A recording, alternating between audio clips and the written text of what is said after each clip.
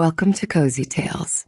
We create long, slow, cozy mystery stories made for deep rest.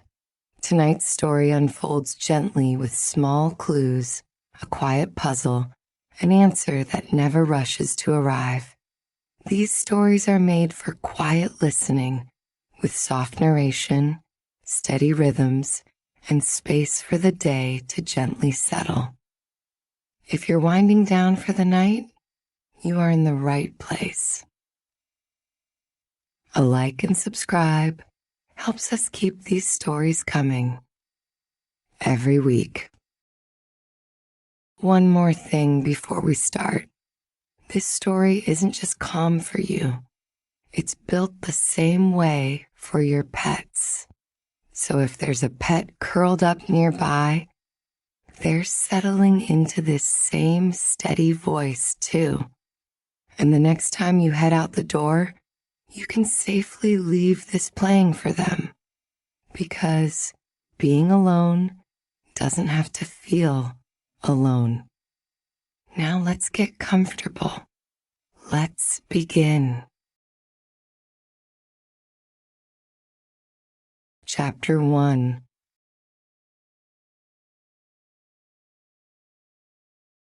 Heat came from the oven in a steady breathing way, as if the old iron door had lungs of its own and knew exactly how much warmth to lend the room. Along the proving cloth rail, that warmth worked patiently through wood and linen. The hanging folds had gone dry at their edges, where the air passed over them, while their middles still held a faint, cool dampness from earlier washing. When a sleeve brushed one by accident, the difference could be felt at once. Crisp along the hem, softer where the cloth doubled back on itself. Flour had settled in pale, thumpy smudges on the rail, and in a fine drift on the work surface below, not thick enough to hide the grain of the wood, only enough to soften it. The air carried several bakery scents at once, without any one of them hurrying ahead of the other's yeast at its round, living rise. Crust beginning to toast, and beneath both, the sweet, dark note of fruit buns nearing the moment when they would be lifted to their trays. The morning work moved in small, exact gestures. A paper packet of raisins sat open for a short while near the board, its mouth spread enough for a hand to dip in and scatter a few more pieces where they were needed. Then the packet was gathered up again with the ease of habit. Its corners were pressed square. The top was folded down once, then once more so the paper would keep its shape. Cream twine slid around it in two neat turns, pale against the brown paper, and a snug knot formed under practiced fingers. The knot was firm enough to hold and easy enough to undo. Nothing in it asked to be wrestled with later. A small pair of scissors made a quiet snip as the twine was trimmed close rather than torn. The loose end was smoothed flat against the packet so it would not spring up and catch at another parcel. That extra second changed the look of the work surface more than its length ought to have done. The paper lay still, the line of the twine sat clean, and the board became readable again at a glance. Each useful thing in a place where the next hand would expect it. That was how the rail was kept as the morning passed. Cloths draped to air, parcels waiting to be claimed, and the little signs of work returned to their ordinary order before they could become clutter. Between checks on the oven, Hands moved there by touch nearly as much as by sight. A fold was straightened because the fingers knew where the fold should fall. A packet was nudged back into line because the edge of it met the palm at the wrong angle.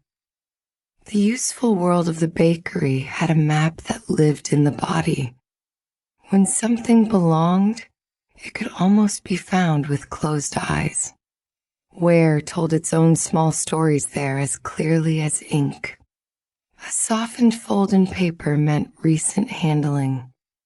A strip of wood left cleaner than the flour around it meant something had rested there and had only just been lifted away.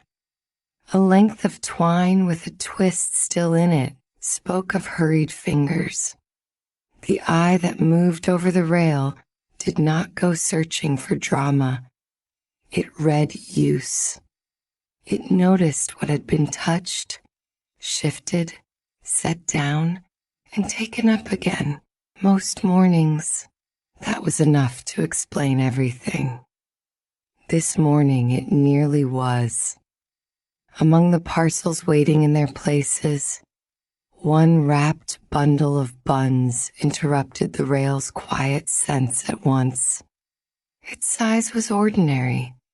Its paper had been folded in the same familiar shape as the others.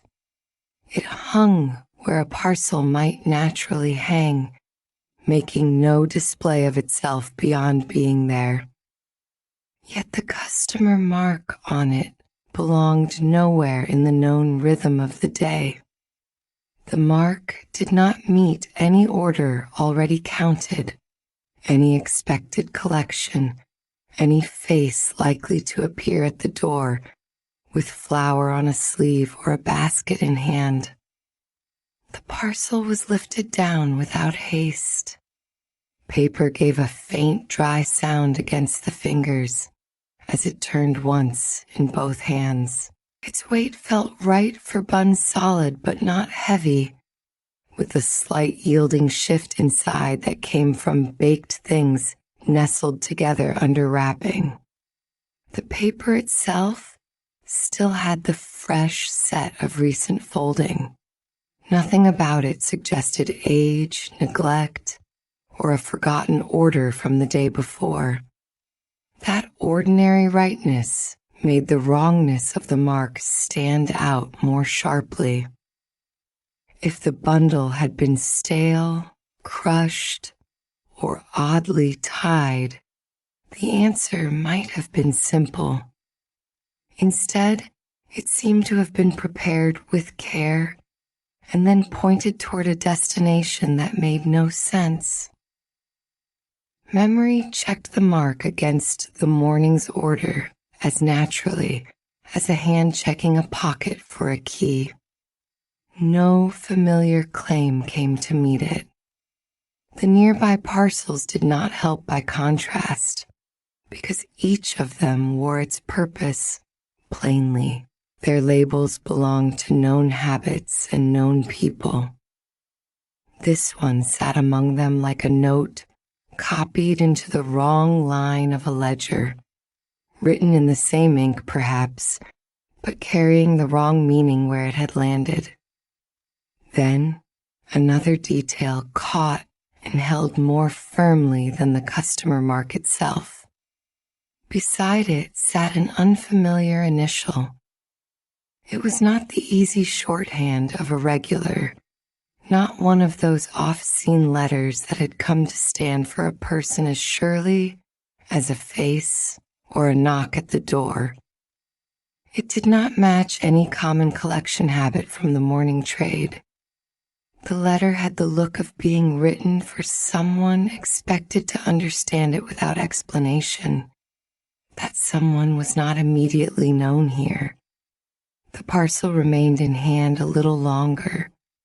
One thumb traced the crease where the outer fold tucked under.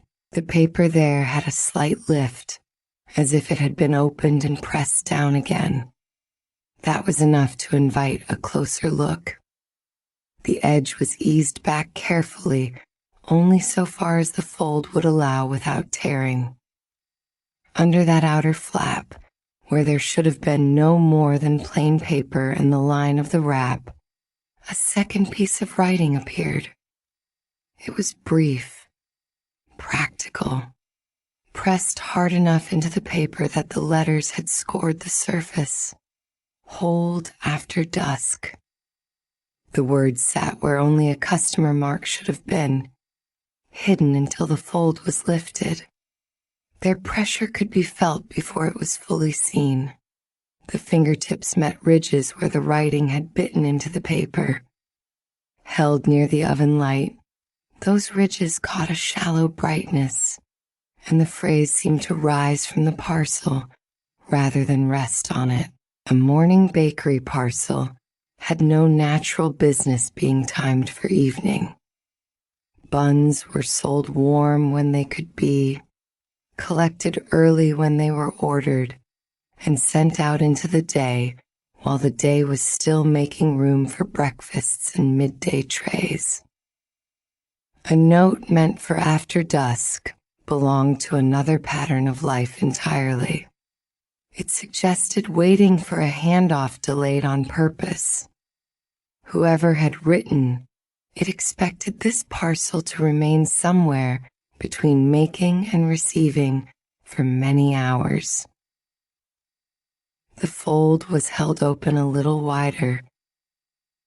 Looking at the writing from one angle made the scored strokes seem almost blunt, as if the pen had been pressed with more force than ink required. Looking from another showed the slight roughness where the point had dragged over the paper. This had not been dashed off lightly. The hand behind it had wanted the instruction to stay legible through handling. Yet it had also hidden the line beneath the fold, where only someone examining the parcel closely would see it. The instruction was meant to guide, though perhaps not everyone. Questions did not arrive all at once. They came one by one, each making room for the next. Was the parcel meant to be collected later by someone who could not come in daylight? Had it been relabeled to wait for a different person than the one first intended? Was the phrase simply practical, part of some arrangement outside the bakery's ordinary rhythm? The paper offered no answer, only that hard-pressed line and the quiet fact of its concealment. The thumb moved along the writing once more and found another interruption nearby. Beside the unfamiliar initial, where the eye had first taken in only a smudge, the paper fibers had been scraped rough. Something had once been written there, another letter perhaps, or a number, and then removed in haste. The surface no longer had the smoothness of untouched paper. It lifted in tiny burrs beneath the nail, and the color was a little lighter where the top fibers had been disturbed. Whoever had altered the parcel had not crossed out the first mark. They had tried to erase it from the paper altogether. A mistaken label might be struck through and corrected. A destination changed in ordinary work might be rewritten plainly.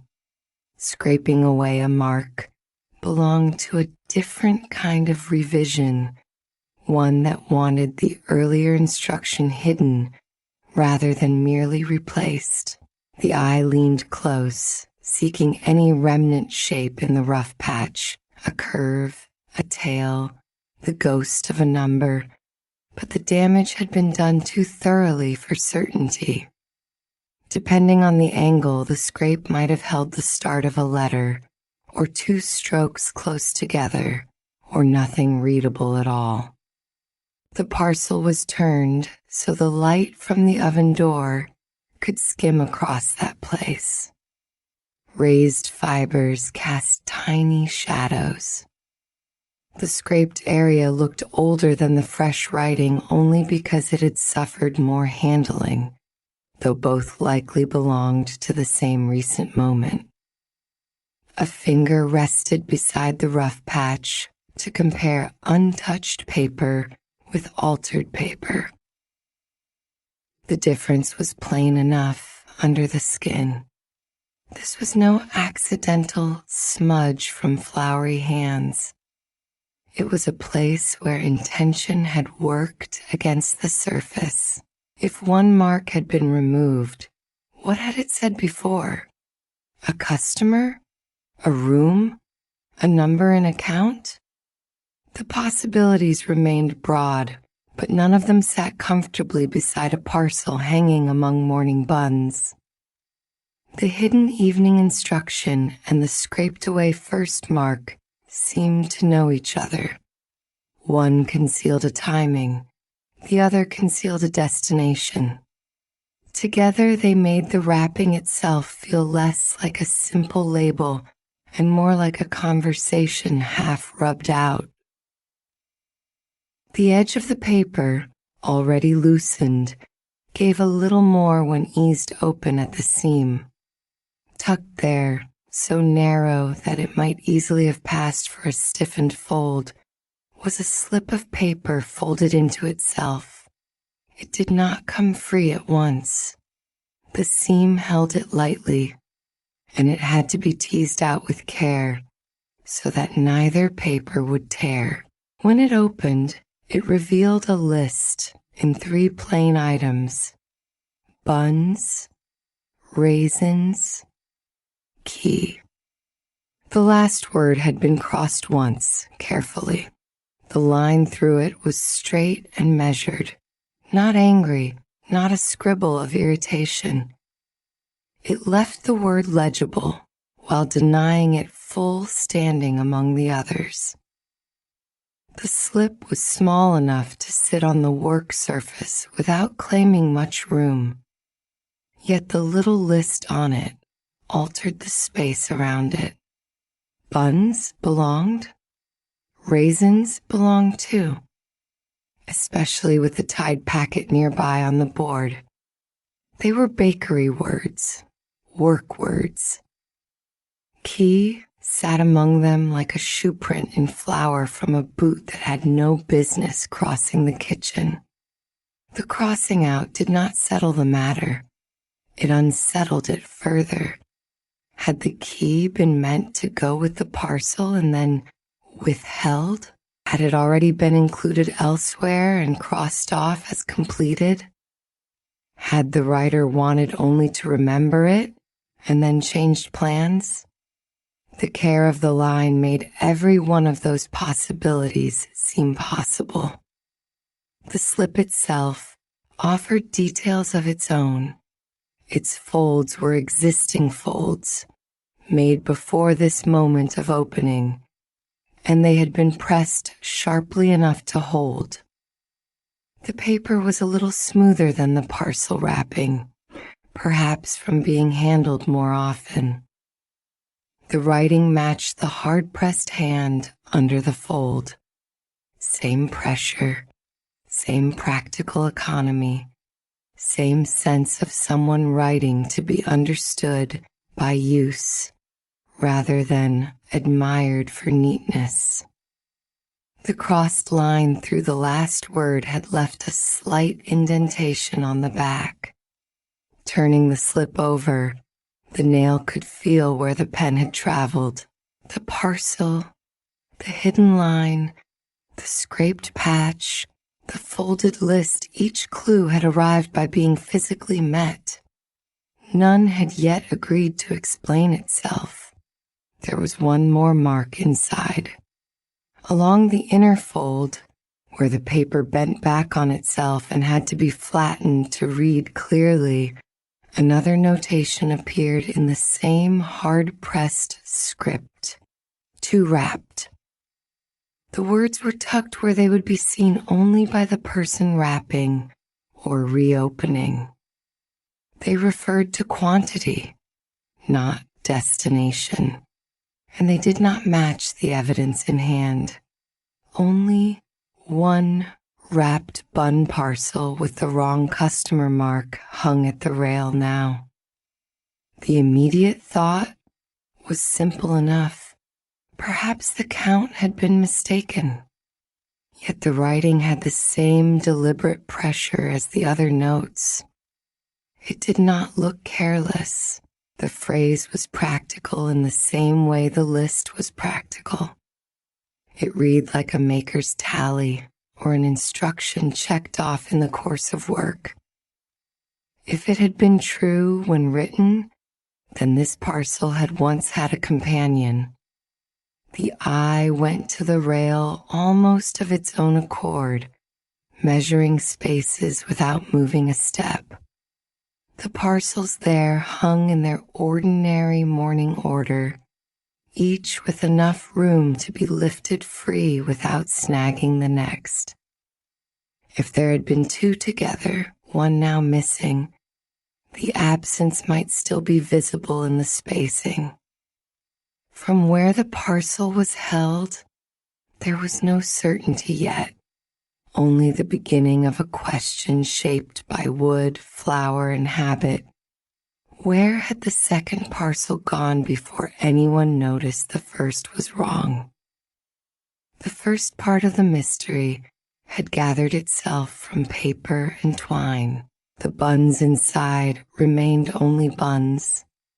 The disturbance lived in the writing, in the changed marks, in the suggestion of a pair now reduced to one. The parcel was set down on the board with more room around it than the others had been given, not because it was dangerous, but because it had become something that needed to be read. Outside, a door opened somewhere beyond the warm room. Cool air from the street reached the bakery before the person who had brought it, carrying the faint scent of damp wool and outside stone. It slipped low along the floor and then rose gently near the oven, where warmth thinned it out. Samuel came in with that air still around him, a small ring of room keys resting against his palm. They lay there with the easy familiarity of something carried many times each day, practical and unremarkable until needed. His errand had the look of one that belonged naturally between places like this, the kind of small business that links an early kitchen to late-night lodgings without either side needing to explain much. The keys gave a soft, useful chime when he set them down within easy reach. His glance did not go to the oven first, nor to the trays waiting their turn, but to the wrapped parcel separated from the others on the board. That slight break in the bakery's usual order was enough. It drew the eye before any words did. "What's this one doing out here?" he asked. The answer did not come as a summary. The parcel was turned, and the marks on it shone in the order they had been found. His attention sharpened at the folded slip. When the little list was opened and the crossed word became visible, his gaze rested there with immediate recognition of a sort, though not certainty. Forgotten belongings, late handoffs, requests left at odd hours, those belonged to his side of town as plainly as labeled parcels belonged here. The word gave him one practical reason to stay where he stood and look closer. That could mean any actual key, he said, eyes still on the slip. Room, cupboard, side door. People remember things by writing them beside whatever else must travel. The keys on the board answered that thought with a faint settling sound as the ring shifted against the wood. The tied packet of raisins still sat nearby, neat under its cream twine. It became useful in a new way. The packet was lifted, not for its fruit, but for its wrapping. The twine around it had been tied only moments ago in the usual manner, and the memory of that manner lived in the fingers as surely as in the eye. A fresh length was measured out and laid against the wrapped bun parcel to judge the line and center of its knot. The comparison was small, exacting work. One piece of twine on one packet, another on the parcel. The loops were counted by habit. The point where they crossed was noted. The tails were compared. The difference was slight enough that a hurried glance would have missed it. The parcel's knot sat a little off-center. Not wildly so, only enough that the crossing point fell where the usual wrapping habit would not have placed it. The twine also bore the memory of having been tightened again. There was a compressed brightness in the paper beneath one loop where the first pull had bitten in, and a second pressure just beside it where the parcel had been retied after being handled. The wrapping had been made ready once, then disturbed, then made tidy again by someone whose hands did not tie exactly the same way. Samuel leaned closer without touching. "You center yours by the fold." "I do." "This one was tied after the fold shifted." That was true. A corner sat with the faint looseness of being opened and pressed back, and the twine had been pulled to accommodate that changed shape. The clue did not say who had retied it. It said only that the parcel had changed hands after its first preparation. The inner fold was flattened gently against the board so the oven light could catch the scored writing.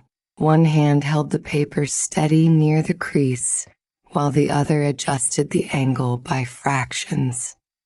The marks under the fold and the scraped-away spot beside the initial began to speak more clearly when seen this way. Pressure left shadows. The pen had pressed hard enough to leave troughs in the paper, and those troughs remained legible even where the ink looked ordinary. The scraped patch, by contrast, had no troughs in a readable shape any longer. It had roughness and interruption. Looking with the fingers confirmed what the eye suggested. Writing had been revised here. The parcel had not simply suffered a smudge or a careless relabeling in the rush of work. Neither man spoke for several breaths.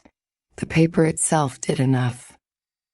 Then Samuel said, "Someone wanted the later instruction to remain and the earlier mark to disappear." Folded slip was brought near the packet of raisins and set beside it on the board. Buns and raisins belonged together plainly enough now. The packet made that plain by existing in the same little field of work, tied and ready. The note's second item could be met by an object on the table. That sharpened the oddness of the third. If the list had been a shopping reminder, the key sat strangely among bakery ingredients and finished goods.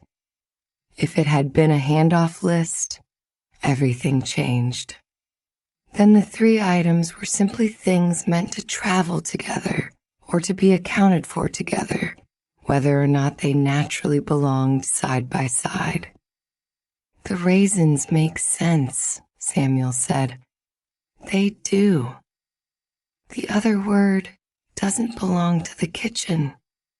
It belonged to his world more easily than to this one."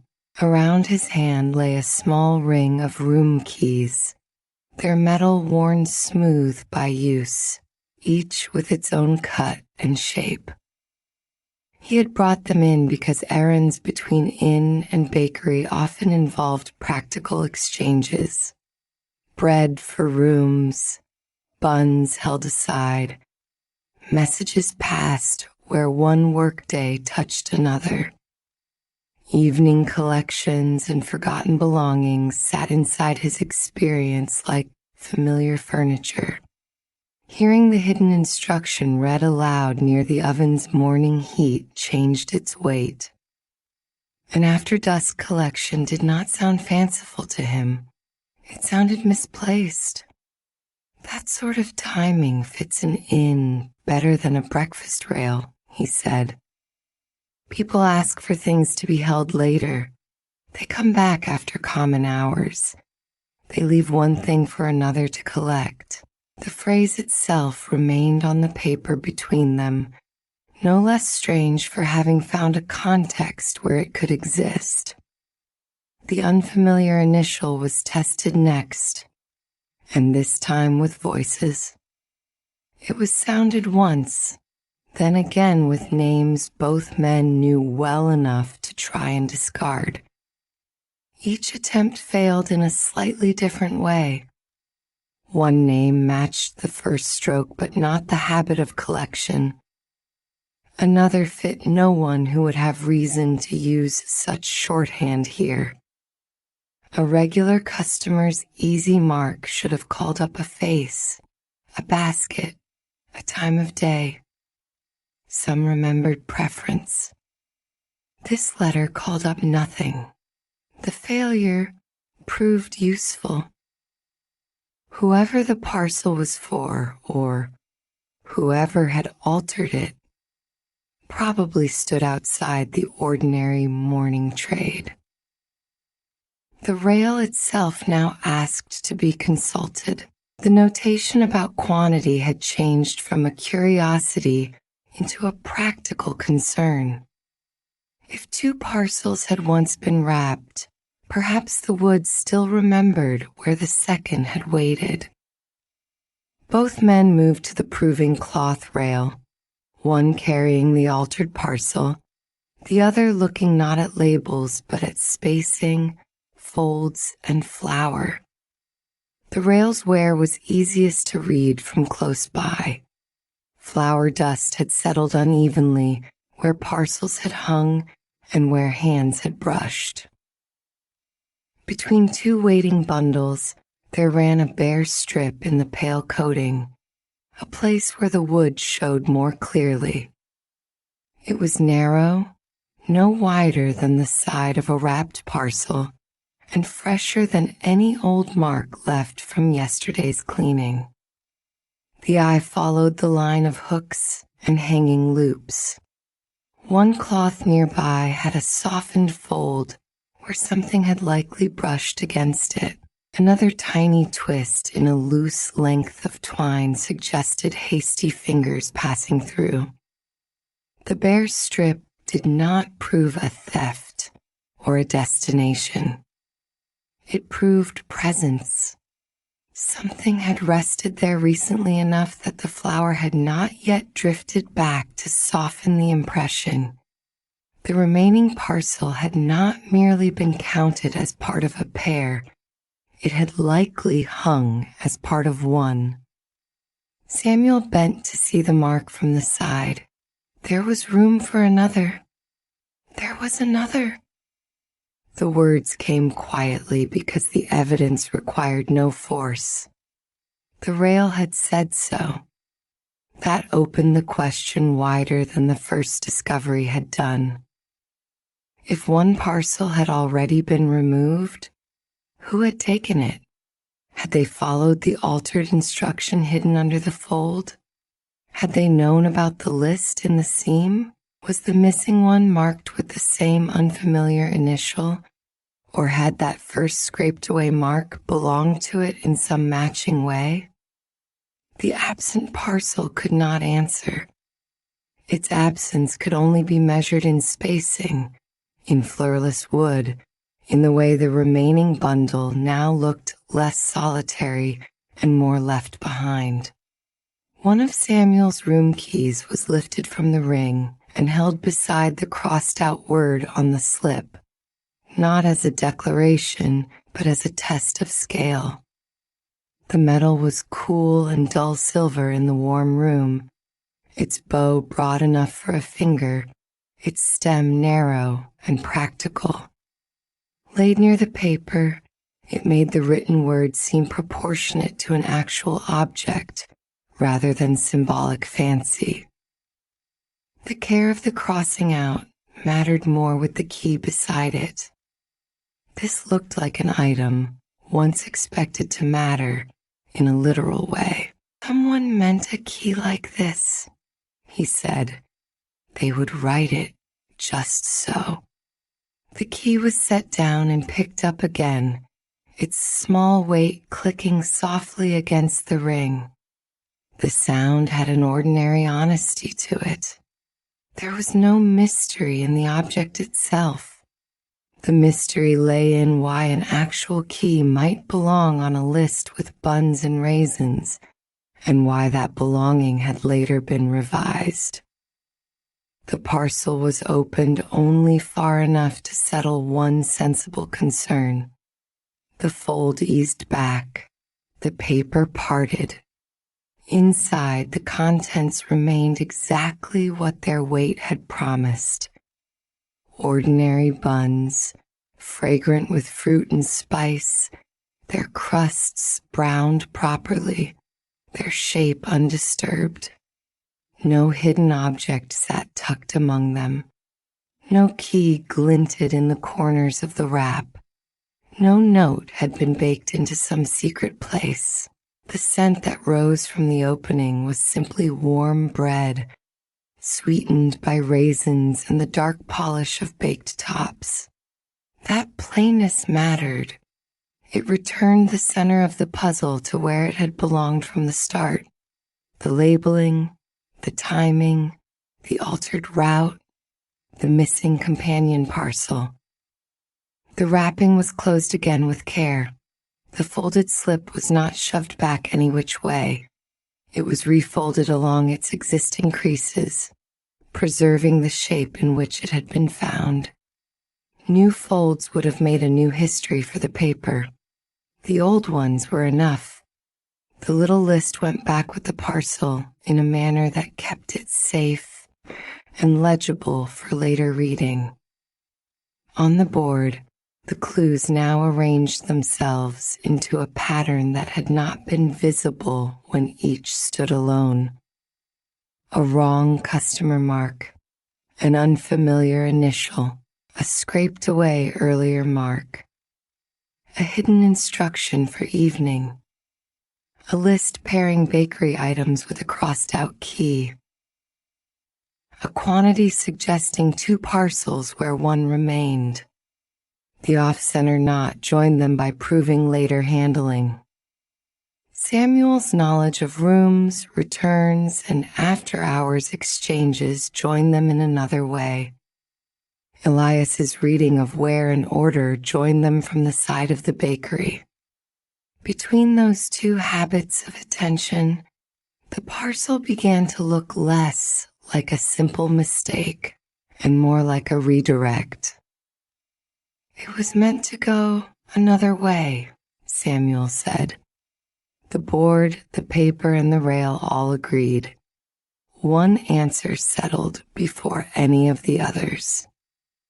The wrapped bun parcel marked for the wrong customer had been deliberately relabeled after it was prepared. The off-center knot showed changed hands. The scraped-away mark showed an earlier destination removed. The hidden evening instruction showed a new timing added under cover of the fold. Taken together, they did not resemble a mix-up in the morning rush. They resembled a parcel quietly repurposed. That left the larger question waiting in clearer shape than before. If 2 wrapped had been true when written, then one parcel had already gone on ahead carrying the same altered purpose, or something close to it. The one still on the board was not the whole mystery. It was the remainder of one. The unfamiliar initial now mattered more than the wrong customer mark.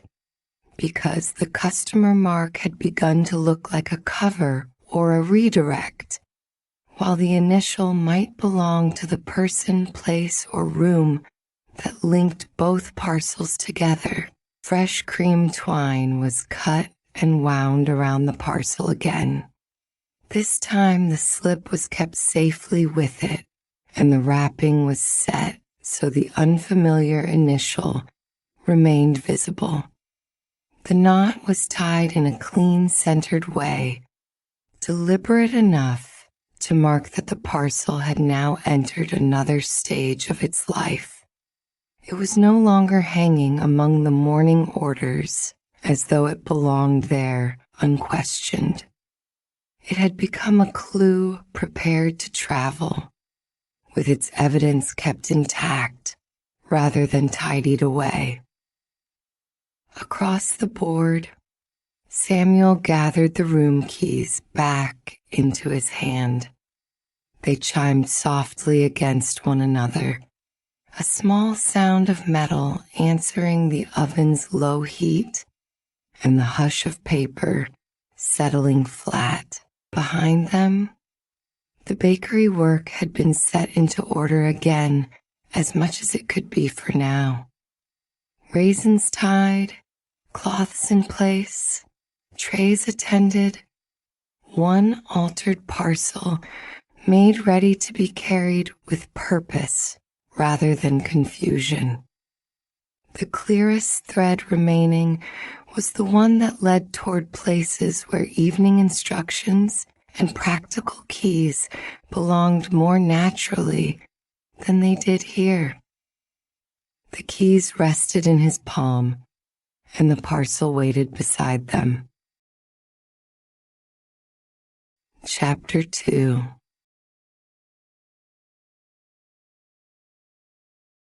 A row of labeled tins and canisters stood open along the shelf, while flour-warm fingers put them right again. One by one, each found its place by touch before sight had quite finished with it.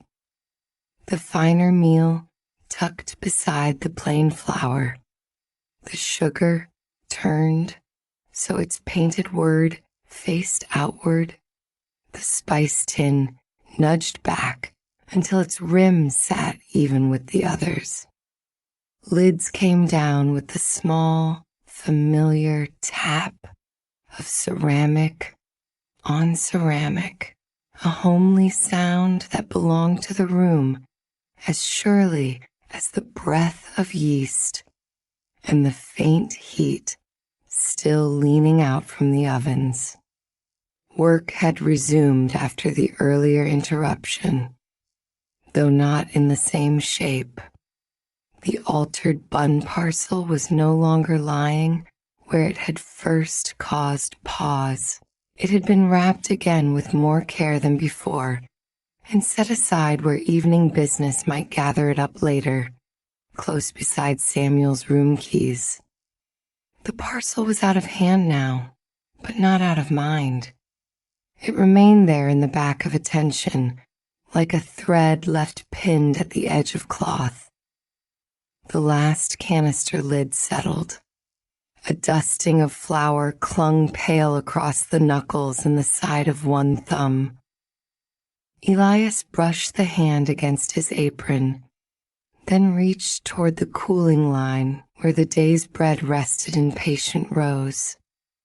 A loaf still held enough warmth to ask for turning. He lifted it, feeling the steady weight of it settle into both palms, and turned it once the way a baker does, without thinking, checking crust, shape, and the quiet truth of what had been made. Crust gave off a sweet grain scent, brown just enough to deepen into something almost nutty. Heat moved into his skin through the bottom of it. The tied tag hanging from the string brushed his thumb as the loaf turned, and that tiny contact delayed the next ordinary motion. The tag did not strike him as wholly wrong. Bread was tagged, bread was shelved, bread was sold. Yet something in the hour and the paper did not sit together cleanly. Instead of tugging at the string at once, he weighed the loaf more carefully. The heel rested against one palm, while the other hand rolled it a little, testing the spring of the crust and the firmness beneath. It was the same sort of pause that had caught at the bun parcel earlier, the same habit of letting the hands ask their questions before the mind hurried in with answers. Wrapping, not timing small things, but small things had already proved worth noticing. The loaf itself answered as a good loaf should. Its warmth was recent. Its crust had not sat long enough to lose that tender, dry crackle under the fingertips. Even the scent rising from the scored top belonged to bread that had come from later work, not from some forgotten earlier batch lingering at the edge of the morning. The paper did not seem to know that. He turned the tag toward the light. What should have ended as an ordinary label ran longer than expected. A strip of parchment had been folded back beneath the tag string, tucked under in a way that made the whole thing look briefly neat from a distance and careless only when handled. Along one margin, ingredient notes showed where no ingredient notes belonged. Such writing belonged near bowls and scales, where flour drifted and measures mattered, not tied to a finished loaf after the rush had passed into steadier work. The loaf was brought a little nearer the brighter patch of workroom light. There the disagreement sharpened. The bake mark on the tag suggested an earlier rhythm of the day, one of those rounds already completed and cleared away. The bread in hand still held the warmth and finish of a loaf from later on. The mismatch was exact in the quiet way exact things often are. It looked like paper moved from one place to another. The next task waited untouched on the counter. Elias shifted the loaf across his forearm so it could rest there securely while one hand eased at the string. The movement had the gentleness of habit. Paper that might still be of use was not to be torn if a knot could be persuaded instead. Bread came first, kept safe from slipping. The clue came second, kept whole. The string loosened by degrees, and the folded parchment strip slid free. A spare lid from one of the canisters was drawn near and set flat on the work table. Clean glazed ceramic made a good resting place, better than flour-dusted wood, and safer than warm crust for any writing that might blur or catch grease. The strip was laid there carefully, its folds still holding some of its own shape, while the loaf remained balanced against his sleeve. At a glance, the writing along the margin looked practical enough. Measures, ingredients, little strokes of bakery hand. Yet one line interrupted that practical run. The word raisins sat neatly where ordinary quantities should have continued. Farther down, buns had been added in a place no loaf tag had any use for. The eye moved back over them, testing whether either could belong by some overlooked logic. Nothing in the loaf itself offered help. This was plain bread, sweet only in the natural way of grain and crust, carrying no fruit and no sign that buns should be named anywhere near it. A cramped two lingered at the edge of the strip, partly dulled beneath a thumb smear.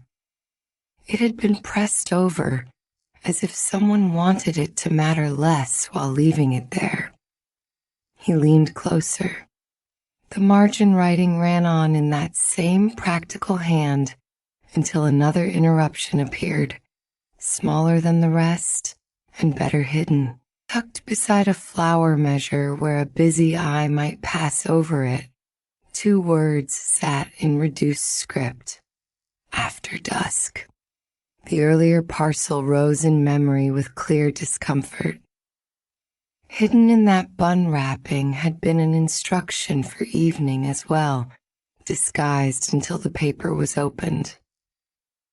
Here again, timing had been tucked inside bakery writing rather than written plainly.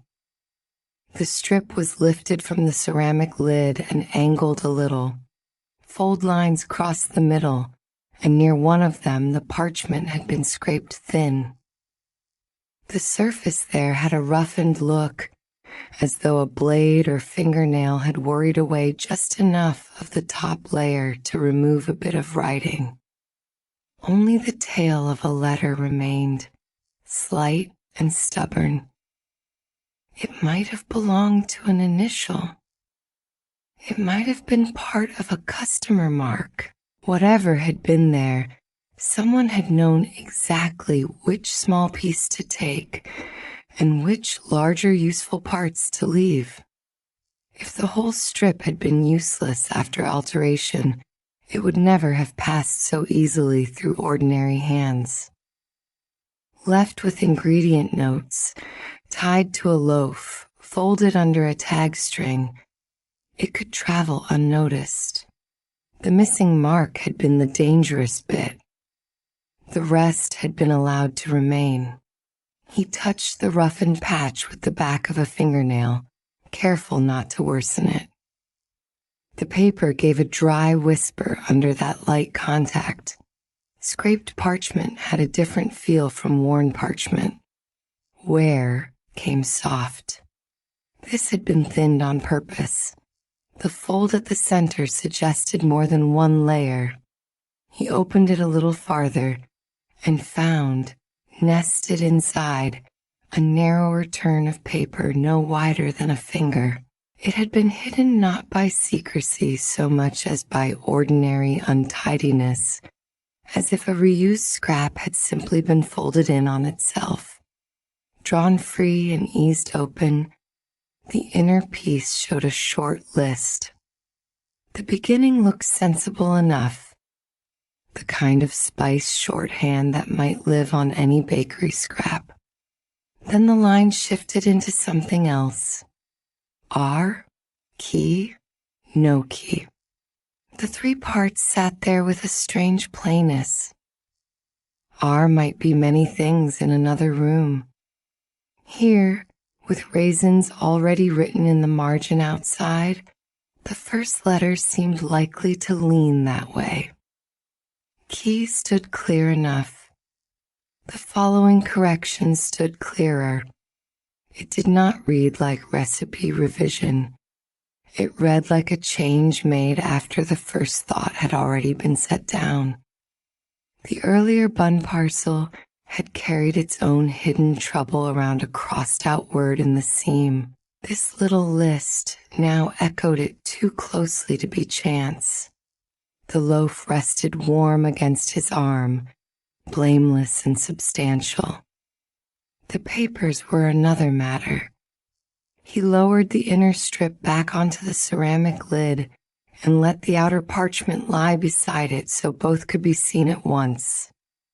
Margin notes, hidden direction, scraped away mark, a list that changed itself midway through. The room had not altered. The canisters were in order. The cooling bread still gave off its clean, honest scents. Yet the work table now held a second piece of paper that seemed to belong with the first altered parcel, as though some quiet current had been carrying messages under the cover of bakery routine. No answer could be trusted while the clues were only being met for the first time. Hands had to look a while longer. The outer strip was picked up again, this time held lightly at both ends, so the margin could be followed from top to bottom without the folds interfering. Flour measure, salt mark, another quantity. The writing moved in a useful sequence until it broke. Raisins interrupted. A little farther on, buns appeared where no loaf notation would ever need it. The words themselves were ordinary. Their placement made them strange. They sat in the line the way pebbles sit inside a pocket full of beans. Similar in size, wrong in kind. He traced the margin without touching the ink, letting his fingertip hover just beside each entry. In a busy bakery, shorthand often compressed itself into little private systems of sense. One hand wrote one way, another hand another. It would have been easy enough to blame this on some untidy scrap reused in haste if the interruptions had not clustered so neatly around things already under suspicion. Buns had surfaced before. Raisins had already brushed the edge of the earlier puzzle. The cramped two, half muted under a thumb smear, seemed to lean toward pairing, doubling, keeping count. The lower edge of the parchment held another puzzle. Where totals were usually added, one word had been written, and then, beneath it, the same word more faintly, as if copied over an earlier note or repeated by a hand trying to confirm itself. Wrapped. The second impression was weaker, but visible. He looked from the stronger word to the ghosted one beneath and back again. 2 wrappings? 2 items wrapped? 2 attempts? The strip did not say. It only insisted, in its own practical way, that wrapping had mattered enough to be written twice. The thought of the bun parcel returned then with greater shape.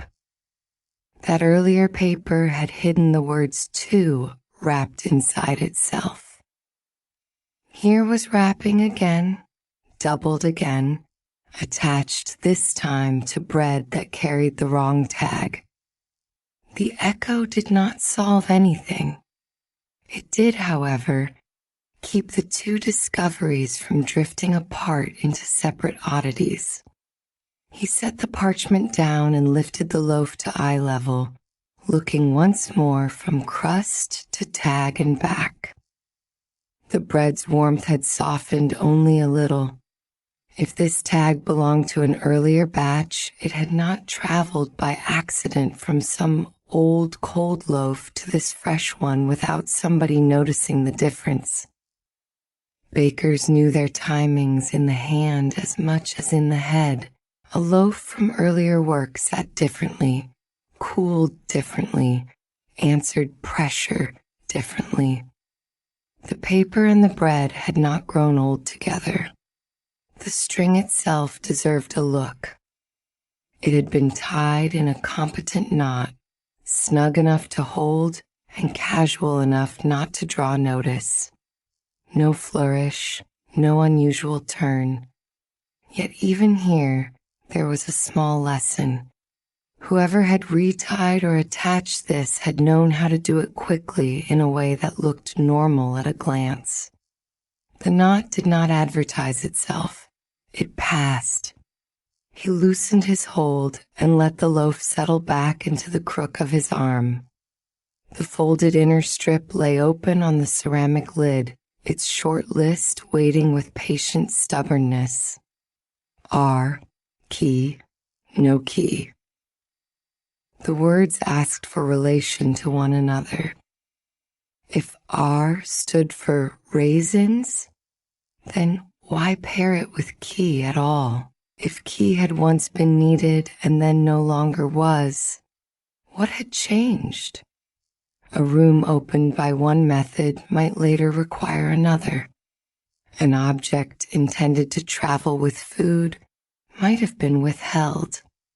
A parcel might have been altered after wrapping. Possibilities gathered, but none yet deserved certainty. The scraped patch drew him back again. This time, the parchment was tilted almost edgewise toward the light. The thinned area caught brightness differently from the untouched paper around it.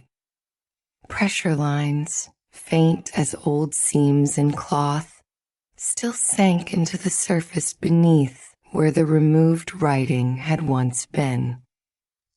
The mark itself could not be restored by looking. Still, the depth of those pressed lines said something useful.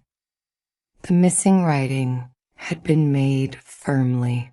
It had mattered enough to be written with pressure before it mattered enough to be taken away. He let out a small breath through his nose and turned the strip over, then back. There was no mirror image to save him, no hidden transfer of ink, only the certainty of interference. The canister lid under the papers had become a little island of order in the middle of interrupted work. He kept returning things to it between each examination, preserving their shape as found. Loaf on arm, strip on ceramic, inner fold opened but not flattened, string left untangled rather than discarded. The care had a reason beyond neatness. Paper often told part of its story by how it had been folded, tucked, tied, and paired. The room offered its ordinary sounds around him. A faint, settling creak from the proving rail, the distant tick of cooling metal, the soft brush of sleeve against apron. Nothing urged haste. The mystery sat in the hand and on the lid and in the remembered place beside Samuel's room keys, asking for patience. Patience brought him to comparison. The loaf's tag was held beside the bake marks still in use nearby. Other loaves bore their own papers in the expected sizes and hands, each one matching the rhythm of the day's work. Some marks were brisker, some more rounded, but they all belonged to the same honest system. This one did not. The time written on it belonged to an earlier pulse of baking than the loaf before him. Side by side, the discrepancy lost what little chance of innocent mix-up it had possessed. It was paper from another moment tied to bread from this one. The strip returned to the lid. One fingertip moved along the margin from note to note, reading by sequence instead of by surprise. Ingredient, measure, then the break. Raisins, the line resumed, then buns. A hidden message often used the safety of ordinary words. Here the practical sequence itself had become a kind of cover. The clue was not only the words chosen, but the point where usefulness gave way to insertion. He paused over each interruption long enough to test whether either could be explained by bakery habit. A baker might jot a reminder on scrap parchment. A list might borrow the back of an old tag. Yet, the placement of these words had too much care in it. They were not scrawled at random in empty space. They had been fitted into the margin where they could ride unnoticed among quantities and notes.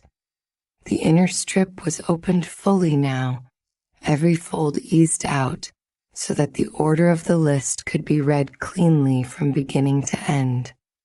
The spice shorthand at the start belonged to work. Then came the shift. R, key, no key. Seen in sequence, the change was more striking than when taken as fragments. It looked like a line of thought interrupted by revision. Something associated with R had been linked to a key, and then the key had been denied or removed. The alteration was built into the list itself. He rested both hands on the table for a moment, looking down at the papers rather than touching them. The earlier parcel had already suggested that something meant to travel with food had been stopped, altered, or redirected. This second paper leaned the same way. The language was practical, almost dull in places, which made the changed plan stand out more sharply. People hiding messages in bakery materials had chosen to speak in the plainest terms possible. The loaf deserved its own fairness. He checked it once more, this time with the clue in mind, but without letting imagination outrun the bread. The crust was examined for any sign of tampering, the underside for cuts or resealing, the weight for odd hollows. Nothing. It remained innocent in its making. The bread had only carried paper. That narrowed the path. A glance traveled up the proving rail and across the work shelves where tags, strings, and wrapping materials had been in motion all morning. Earlier, there had been a fresh bare strip noticed where a companion should have been. The memory of that small absence now met the cramped 2 on the parchment with more force. The number no longer looked like a stray count mark. It began to suggest doubling of another kind. A pair prepared, a companion missing, one item altered while another remained. He looked toward the place where the rewrapped bun parcel waited beside Samuel's room keys. Distance did not weaken the connection. If anything, it clarified it. The phrase tucked into the margin about evening could not be made to fit bakery routine, no matter how gently he tried. Morning bread work had no reason to hide that timing among ingredient notes. Set beside those room keys waiting elsewhere, the words pointed outward from ovens and shelves toward rooms, returns, and handoffs that belonged to later hours. The connection settled more firmly when his attention went back to the repeated word at the bottom margin, wrapped once, and then again beneath itself. The earlier inner note had said, "too wrapped." This strip, found in another place and attached to another item, spoke the same practical language. 2 things wrapped, 2 items prepared, 2 hands of wrapping. The exact meaning still drifted, but the echo between the papers was too close to ignore. He reached for one of the open canisters and then another, checking their labels and the small systems by which ingredient notes were usually kept. Bakers often built private shorthand into routine, and if some innocent explanation lived anywhere, it would live in these ordinary habits. The tins and canisters answered with order. Their labels were plain. Their measures were recorded in the ways work required. Nothing in the usual arrangement matched this peculiar mixture of recipe marks and hidden instructions. The parchment strip had used bakery materials, yes, but not according to bakery custom. The scraped patch remained unresolved. He held in mind the unfamiliar initial from the altered bun parcel and compared it to the surviving tail of the erased letter. No certainty came of it. The remnant on this strip was too little, the earlier mark too incomplete. Still, the possibility held. If both papers had once carried the same initial before one was scraped clean, then the missing letter mattered beyond this single loaf. It was enough to keep that half-seen mark alive in thought rather than dismiss it as damage. The string, lying loose beside the loaf, called for a decision. It would have been easy to separate paper from bread now that the writing had been examined. Easier still to stack the clues in a neat pile and leave the loaf to ordinary shelving. Instead, he lifted the tag and retied the string exactly as found, preserving the odd marriage of message and loaf. The manner of travel might matter as much as the words themselves. If the paper had reached him by hanging from warm bread under everyone's eyes, then that simple disguise was part of the clue. The knot settled back into place. The parchment strip, with its fold and hidden inner piece, remained free for the moment on the ceramic lid, though its lines were kept in memory so it could be folded the same way later. The loaf lay across his forearm once more, tag restored, still carrying the wrong paper in the right position. By then, a cleaner conclusion had begun to gather from the separate pieces. The parchment strip was no stray scrap caught by chance. It belonged to the same altered chain as the bun parcel from earlier. Bakery words had been bent toward evening purpose. Raisins and buns had become signal words rather than ingredients alone. Wrapping had been counted or repeated. A key had entered the plan and then been removed from it. A mark had been scraped away, while the rest was left useful enough to pass. What stayed uncertain was the role of the loaf itself. Had it replaced the missing companion parcel when plans shifted? Had one message simply been transferred to another carrier after interruption? The bread offered no answer. It had only arrived, carrying evidence of change. He folded the narrow inner strip back along its existing lines, pressing nothing flat that had not already lain flat. The outer parchment followed, bent only where it had been bent before, preserving the scrape, the margin notes. The hidden fold mattered more now than smoothing the paper into tidiness. Once folded, it was set again upon the ceramic lid for a breath, while space was made for it among the things already being kept. The interrupted round of shelving remained interrupted. Some work would have to wait. There was no ceremony in that choice. He simply moved as the clue required. The loaf was set aside in a place apart from sale, where its tag could stay attached without drawing notice. Not hidden exactly, only removed from the easy flow of ordinary hands. Warm bread could cool there in peace while the paper remained with it. The folded strip was gathered up at last. Its texture had changed in the mind since first touch. It was no longer only an overlong tag with stray notes. It had become a second paper linking buns, raisins, wrapping, and the abandoned mention of a key.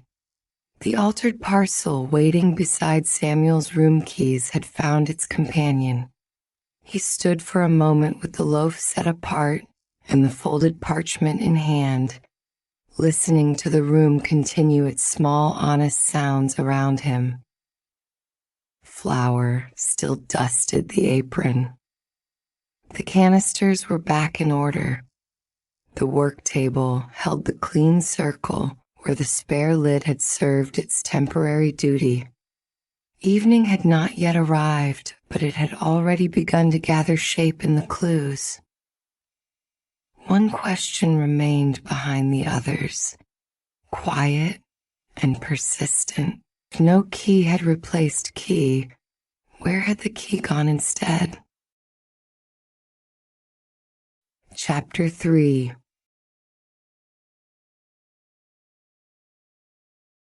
A loose receipt slipped against another with a dry little whisper as it went deeper into the bowl kept for such things, and the sound lingered a moment against the sideboard's wood before the room settled again around smaller household noises. Paper edges touched paper. A stack of plates gave a muted clink where one leaned and was righted. Near the wall, a smooth stone held down a few curling sketches that wanted to rise at the corners, and beside a cluster of saved tins lay a strip of cream paper wrapped around a pottery rib, set there with the kind of temporary care that often became a whole afternoon's safekeeping. Warm glaze from the dishes still held the memory of washing. The wood beneath his hands felt faintly cool. The bakery had followed him in any way. Not in smell. The yeasty warmth and brushed flour of the workroom had dropped away at the threshold. What remained was the other part of it, the loaf tag set aside because it had mattered, the parchment opened and preserved along its old lines, the bun parcel rewrapped and waiting beside Samuel's room keys. A chain had begun to form from small things no larger than a palm, and now even this sideboard, with its receipts and saucers and useful bowl, seemed ready to offer another link if touched in the right order. A stack of saucers sat a little too high for comfort. One was lifted, then another, each rising with a small ceramic kiss from the one below. The sound was soft enough to belong to tidying and old habit rather than searching. Their undersides showed the pale wear of frequent use. A worn edge on one turned slightly, and his fingers corrected it without needing to think, lining it to the stack beneath in the same exact way recipe cards were squared and labels returned to their corners. Things left properly could be found properly. That was the whole point.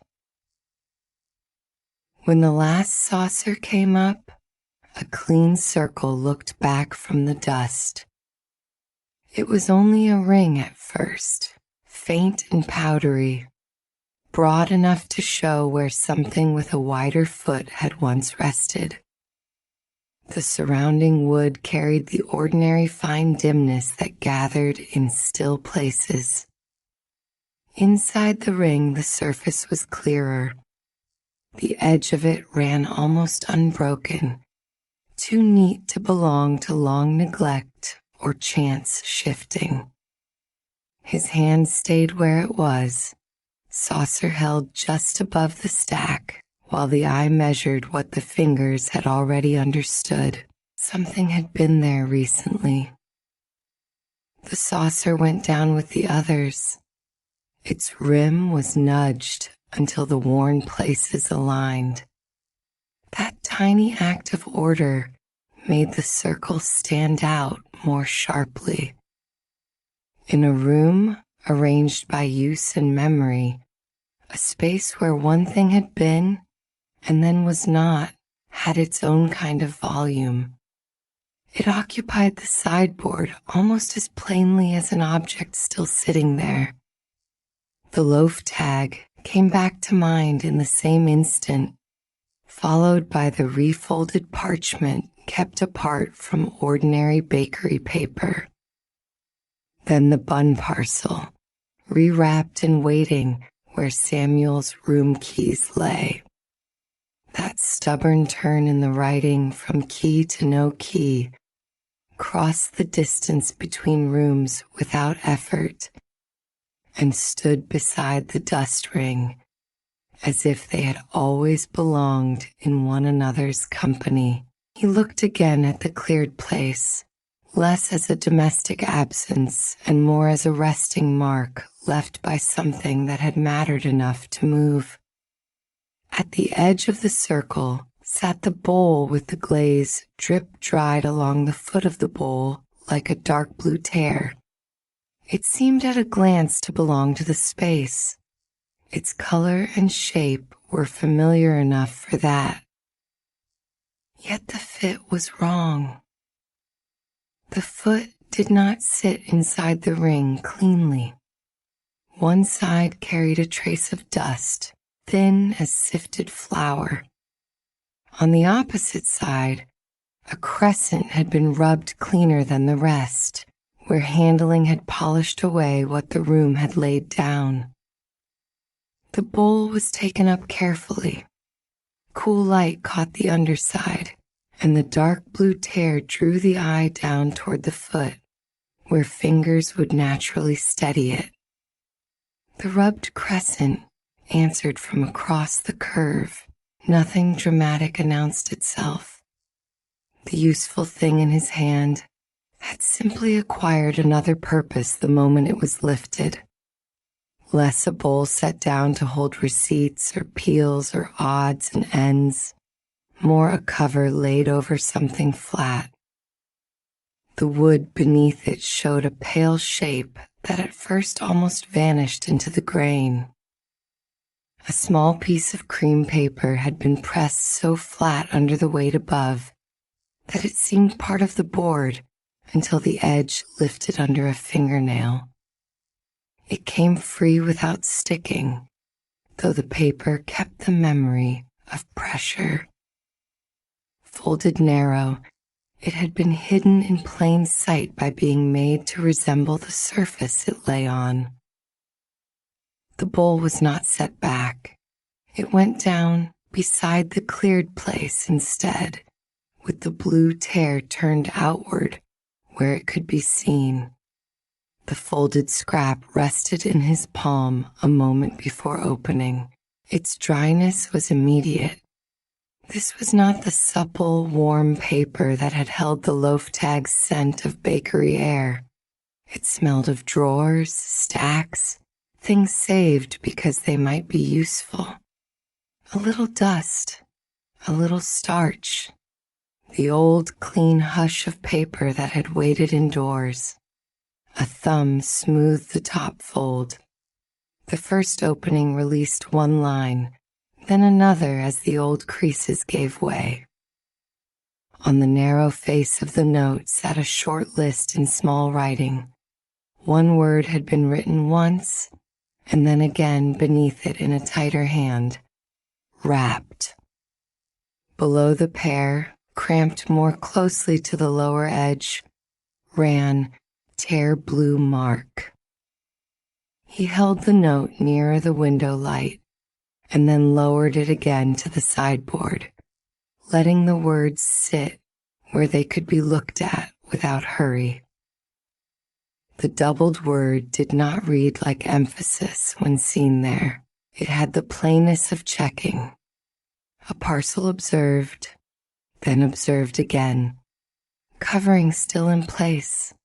Something matched to expectation, then verified.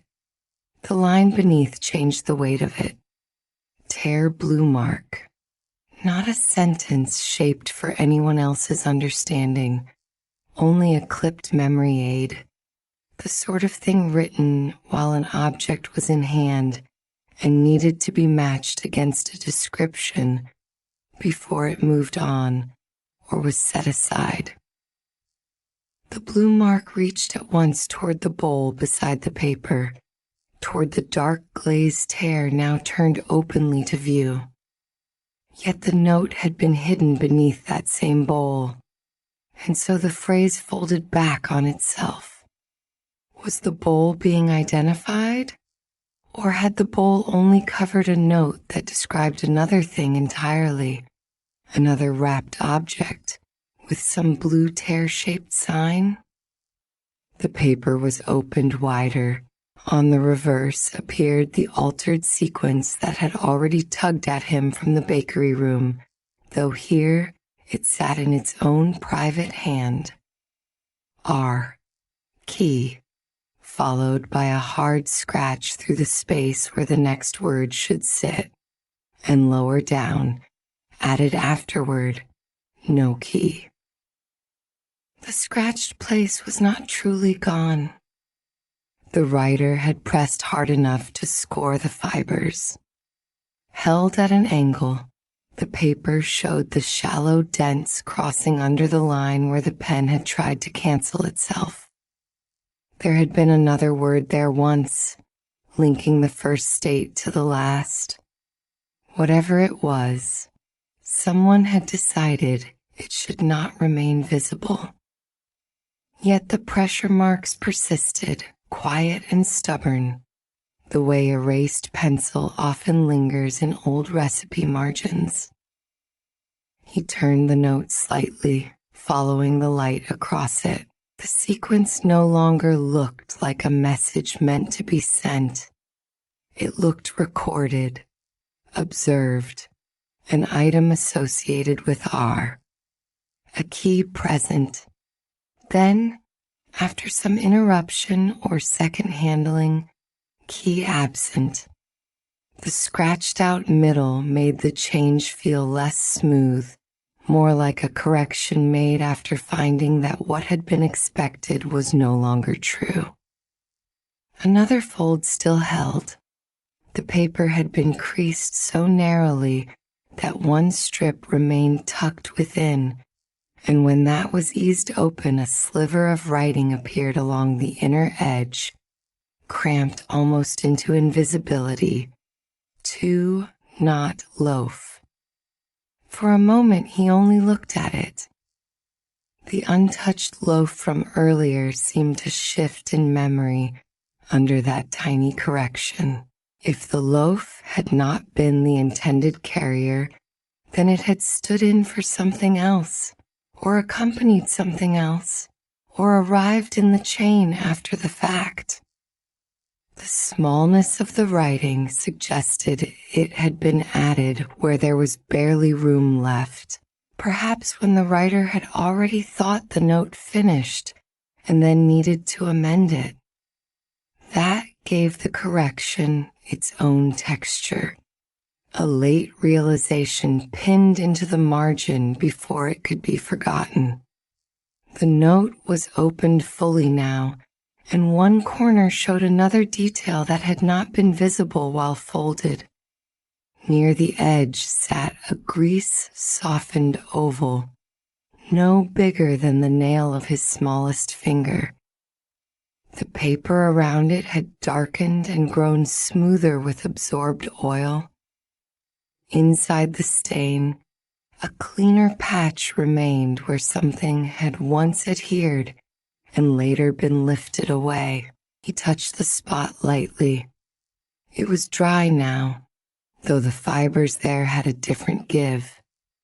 Kitchen paper often carried all sorts of marks from ordinary use, but this one had shape. Too small for an ordinary label, too exact to dismiss as a brush from buttered hands or a drop from a pan. Something had sat there for a while and then been removed, taking with it whatever had protected the cleaner center from grease and dust.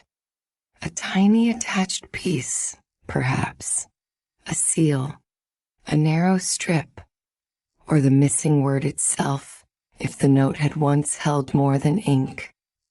Along the bottom edge, where one might expect only the end of the page, 3 marks stood apart from the writing: a dash, a small loop, another dash. They were spaced with care, almost measured, as if copied from a shape rather than written as language. He traced the pattern in the air above the sideboard without touching the page.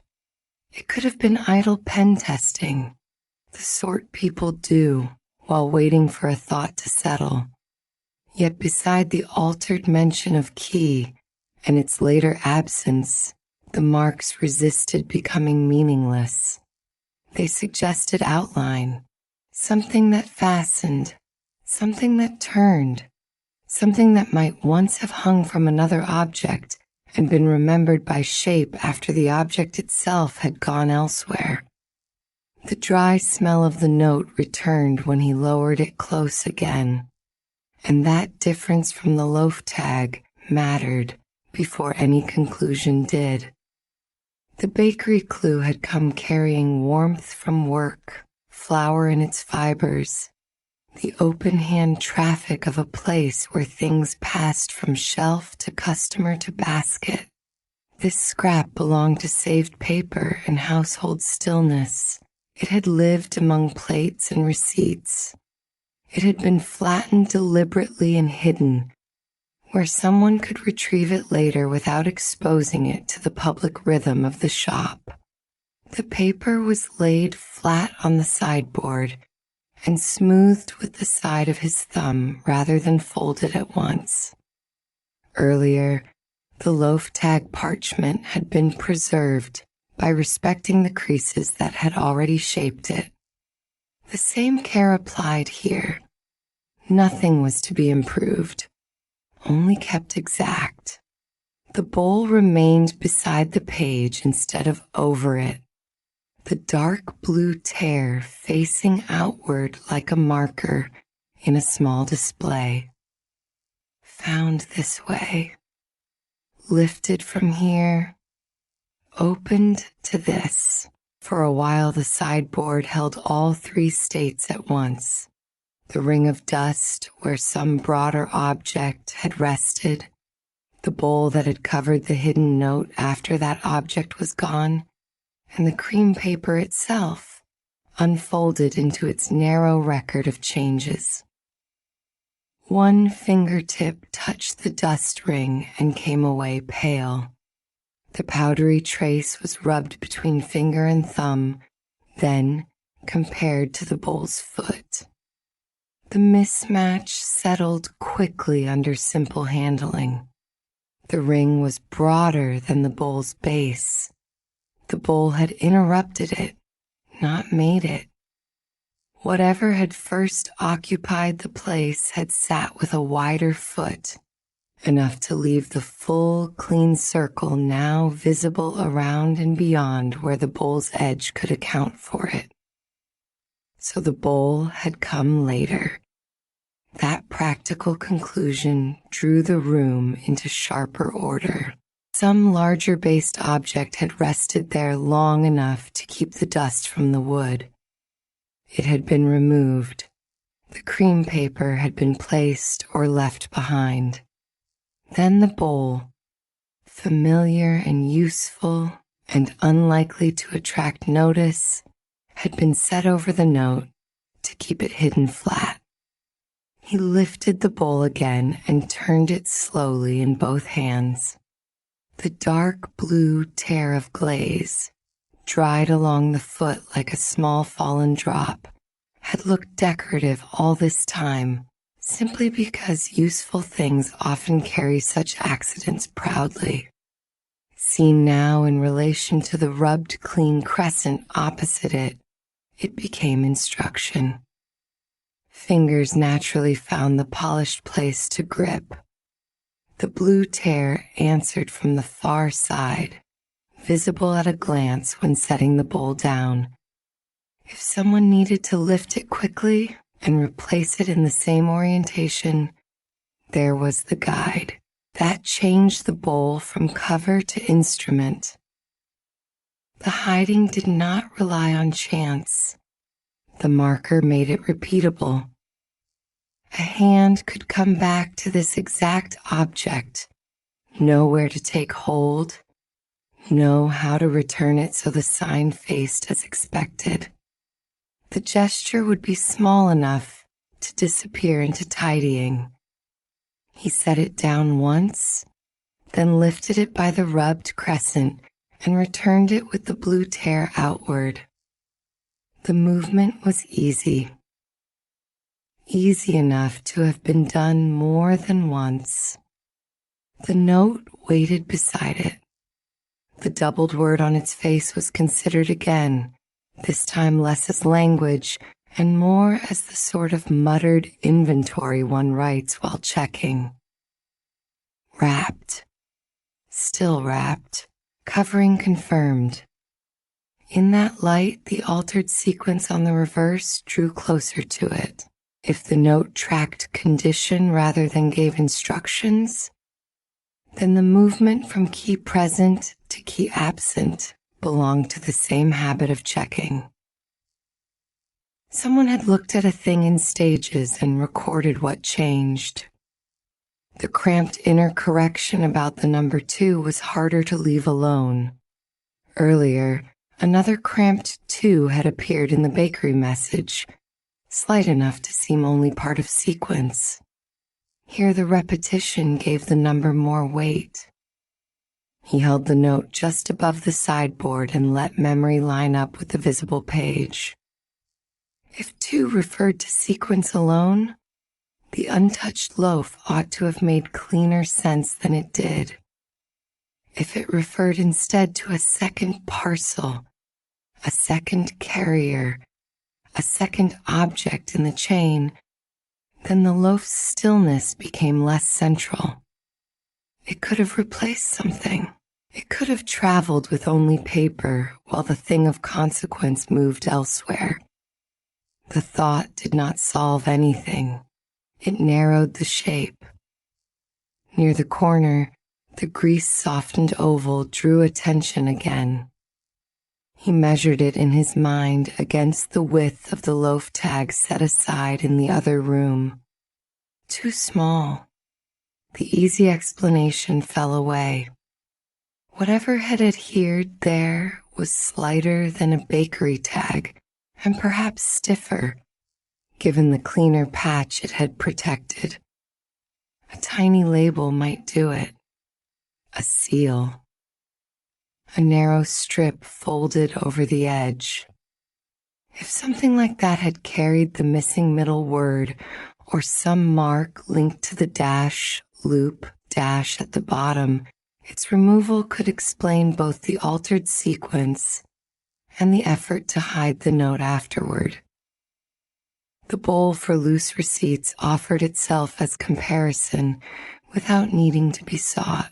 He reached in and sorted the top few slips by touch alone before glancing at them. Thin till paper curled softly at the edges, old household notes bent where fingers had worried them, one square of wrapping paper gone pliant with reuse. Their smell rose in a small mixed breath of dust, starch, and cupboard wood. The hidden cream paper belonged to that same domestic family, yet differed in one important way. It had been pressed flatter than ordinary keeping would require. The creases were old, but the body of the paper had been taught to lie still, as if waiting unseen where it could still be retrieved quickly. He copied the altered sequence in the air with one finger, not reading it as words now, but as handling stages. An item marked by R, then the key with it, then, at a later check, no key. Thinking that way pulled the clue away from motive and toward use. This was not someone inventing a plan on paper. This was someone looking at a wrapped thing, noting what it had, then what it lacked. The folds supported that idea. Studied for order rather than secrecy, they showed a practical arrangement. The paper had been folded narrow enough that only one line at a time need be revealed. A person could keep most of it hidden in the hand while exposing a single notation to compare against a parcel or object. Open a little, confirm wrapping. Open further, check another mark. Turn over, compare key status. The cramped line tucked in the inner edge would remain concealed until the paper was spread fully, almost as if it had been meant for the writer alone after the more immediate checks were done. The sideboard itself changed the clue as much as the ink did. This had not been left in a place where customers passed, where bakery paper moved through shelves and baskets and counters. It had been set aside in private space, under a bowl that could be lifted and replaced by the same hand. That made the note less a traveler and more a record kept after some transfer had already happened. The question of when the key disappeared sharpened there. Checked for, found gone, then hidden away. A comparison formed with the untouched loaf almost of its own accord. If the loaf had carried only paper, then the object of real concern may have been elsewhere, all along wrapped, checked, identified by some blue mark, and later found without the key that had once belonged with it. The puzzle drew in from general hidden messages toward one missing component whose absence had been observed closely enough to alter a note. He took up the cloth lying folded near the plates and drew one clean edge over the dark blue tear of glaze, wiping away a film of kitchen dust. Nothing was being erased. The mark only became clearer, easier to remember exactly as seen. The bowl now stood in mind beside the loaf tag and the rewrapped bun parcel, each object carrying a different office in the same quiet chain. One had traveled publicly, one waited in safekeeping, one had hidden a private record after something larger was removed. The note was folded again, this time along the original creases, with full knowledge of what each fold concealed. The hidden inner edge was no longer accidental. The altered sequence no longer read as instruction.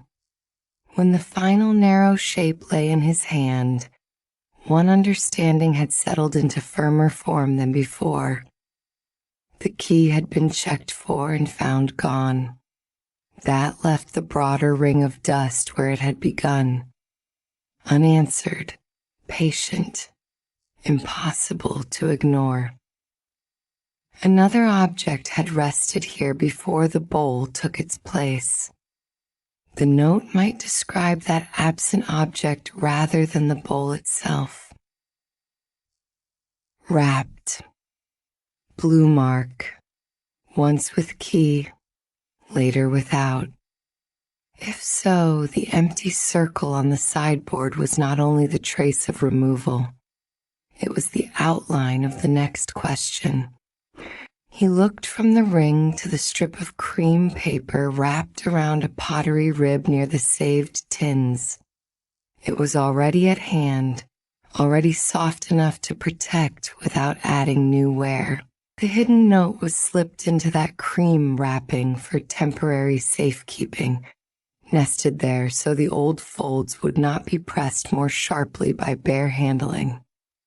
The pottery rib stayed inside its own sleeve, and the added paper rested against it with barely any change in shape. The bowl remained separate, set where its dark blue tear could still be seen at a glance. A final look passed over the sideboard in its restored domestic order. Receipts sat in their bowl. The saucers were aligned. The smooth stone still pinned the curling sketches. Yet the room no longer held only these ordinary arrangements. It held a clearer relation among small things. the loaf set aside elsewhere, the bun parcel beside Samuel's room keys, this private note hidden under a marked bowl after a broader-based object had been removed. No, the path ahead did not need naming to exist. It was already there, in the way the clues now wished to be laid beside one another, each in its exact place, until the missing part of the chain showed its shape more plainly. Chapter 4.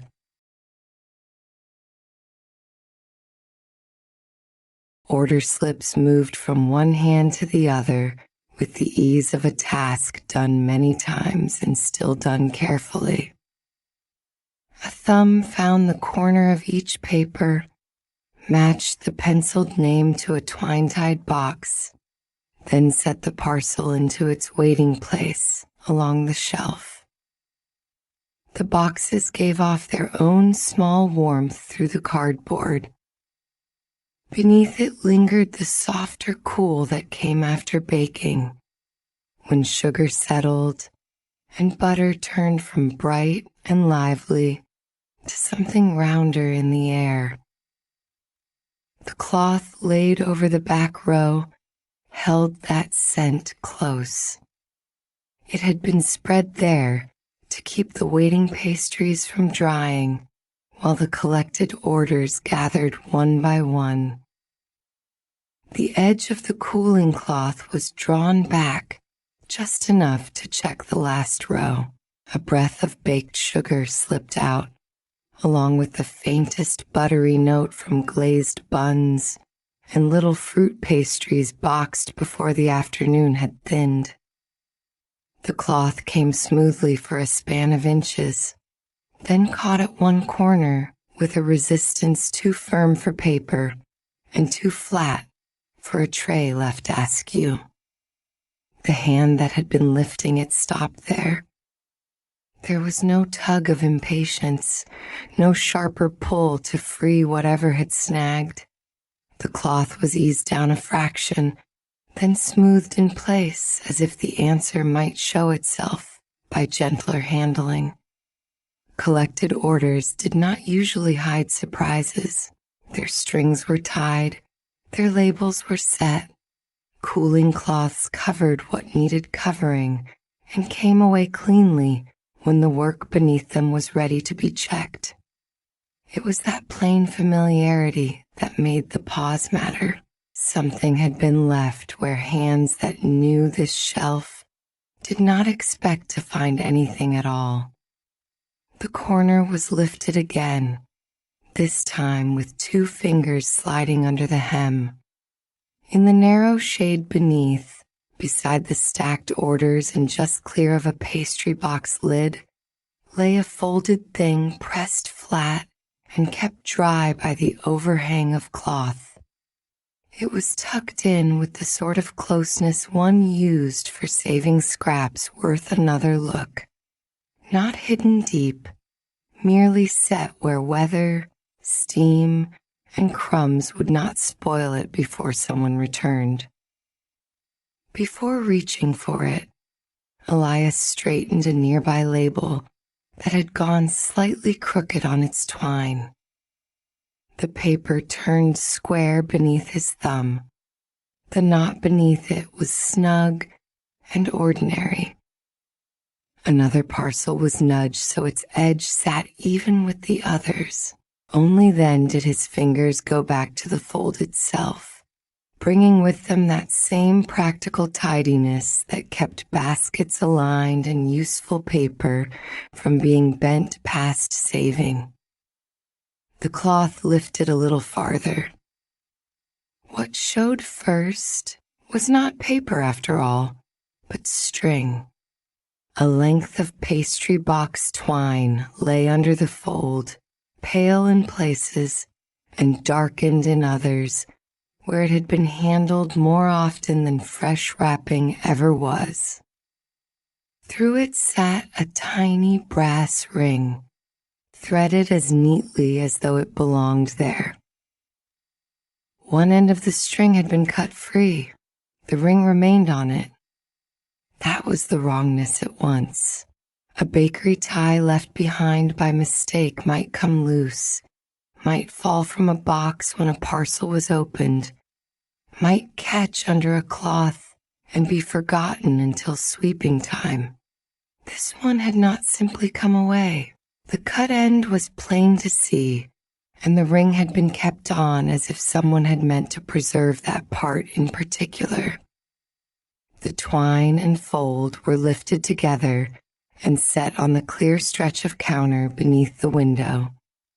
Nearby, on the next collected order, another pastry box sat waiting for pickup with its own string around it in the usual quick knot. Plain twine only, no metal, no extra fastening hidden at the side. The comparison answered one easy question before it could spread into several fussier ones. Rings did not belong to bakery wrapping here. Set beside the familiar parcel, the little brass circle ceased to look like part of a box and began to stand on its own. Light from the window found the brass and gave it a dim gleam through flour dust still faintly on his fingers. The string was turned once, then again. It did not resist like something newly tied and left alone. It had a softened bend to it, a memory of being looped and pocketed and pressed under other things. The ring itself was smaller than the sort used for a proper key ring, finer in the metal, almost delicate, until the wear along its edge showed otherwise. The folded paper tucked with it had gone dull with grease, as though it had spent time near food or in a pocket where buttered paper had once been. Its creases were old enough to stay where they were put. When opened, they did not spring back. 3 cramped notations appeared inside, each pressed so hard the paper had thinned under the writing. The top line read, "Tear blue mark," and beneath it, "R key." Then lower still, after a middle word had been scratched out so heavily that only broken strokes remained, "No key." The scrap stayed between finger and thumb for a while, before being laid flat. The pressure of the writing had raised faint ridges on the reverse side. Grease had settled into those grooves, making each line look darker from the back than from the front. There was a familiar habit in the wording, one already known from the hidden note set aside in the cream paper wrapped around the pottery rib.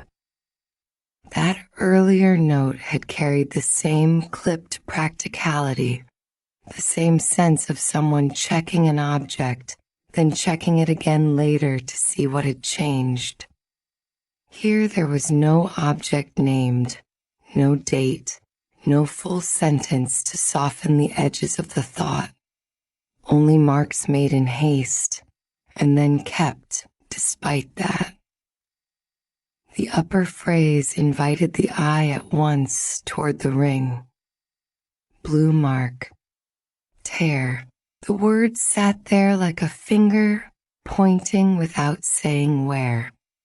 The second note narrowed the thought and widened it at the same time. R key might be a reminder, might be a label, might be the beginning of something longer, cut down to fit the scrap. The lower notation made the middle one unstable.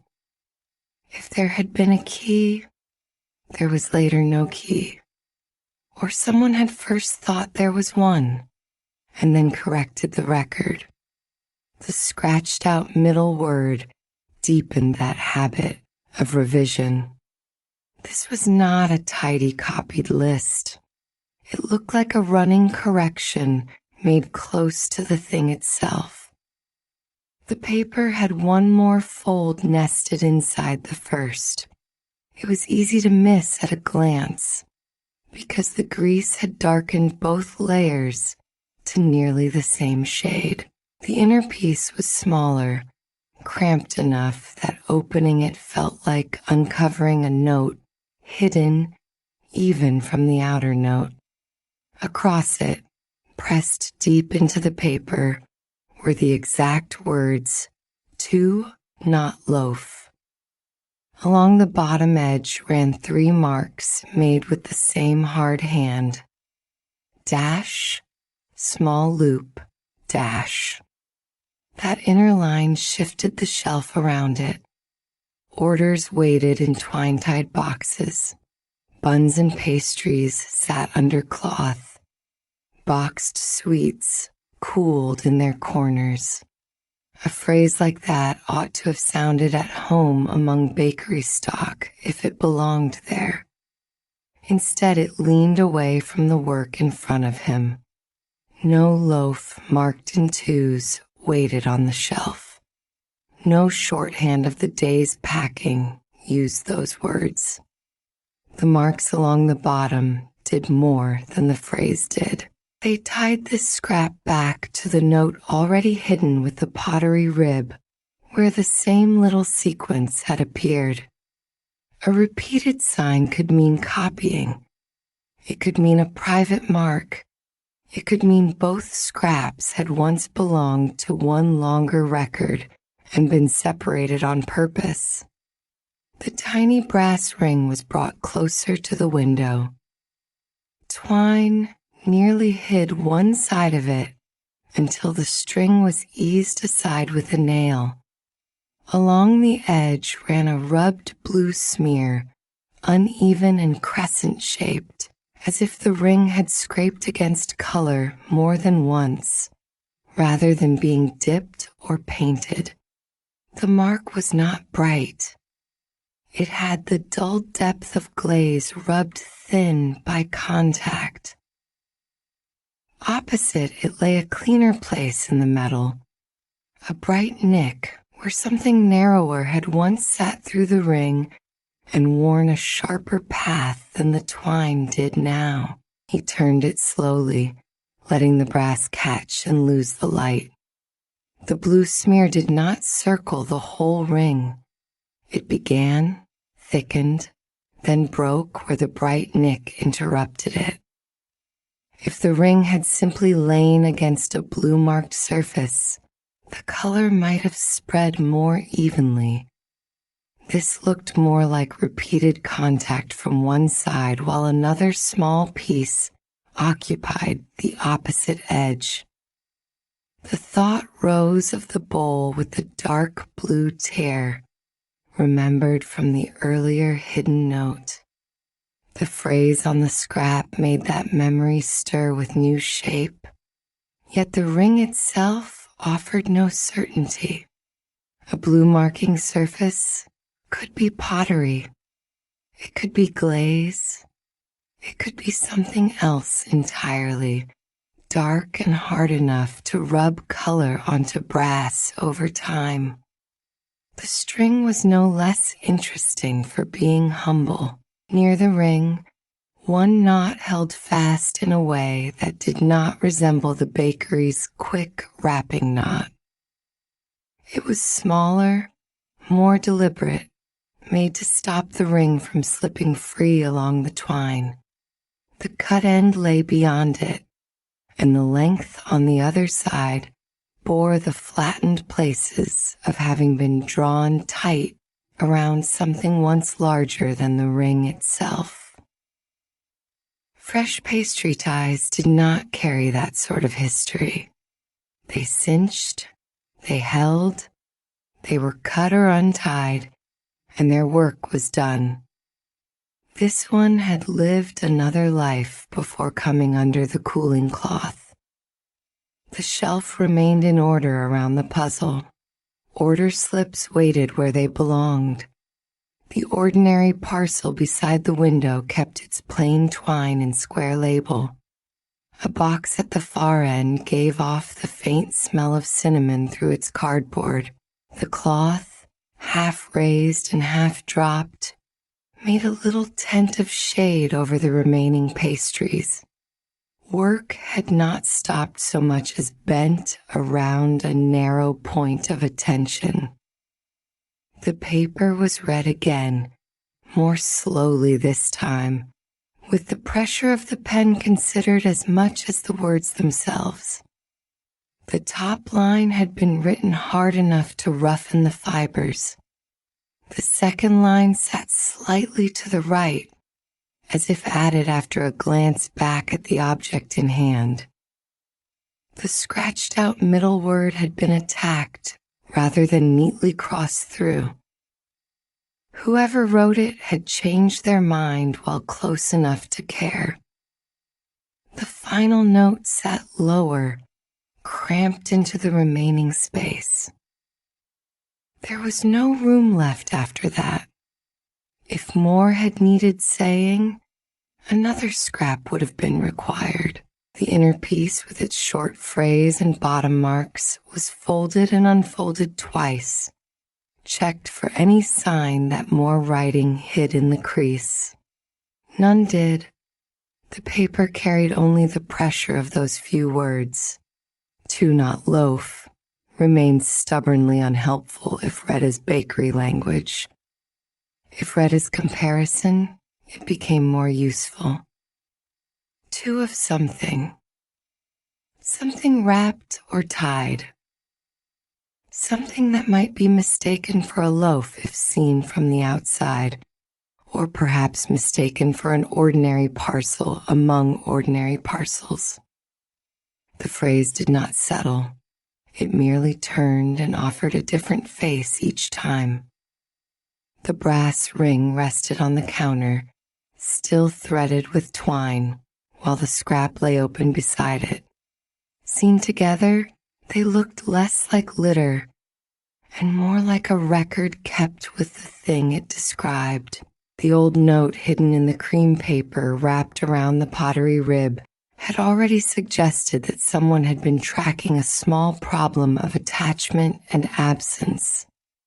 This new scrap did not repeat enough to be accidental. It came close, then stepped aside. The same R key. The same concern with what was present and what was gone. The same practical note-maker's habit of reducing a larger matter to hard little checks. Room keys sounded before footsteps reached the shelf. They touched one another with that soft, familiar clink made by metal carried without hurry. The door had opened and shut not long before, letting in a little cool from outdoors.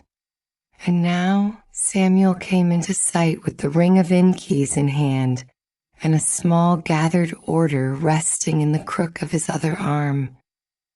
His coat still held the outside air along the sleeves. The parcel he set near the shelf gave off a mild warmth through its paper, enough to show it had not been waiting long. He had the look of someone moving from one useful task to the next, not crossing the threshold in search of trouble. The cooling cloth, drawn back farther than any pastry needed, caught his eye at once. So did the arrangement on the counter beneath the window. Ring, twine, folded scrap, and the ordinary parcel left nearby for comparison. "Found under there?"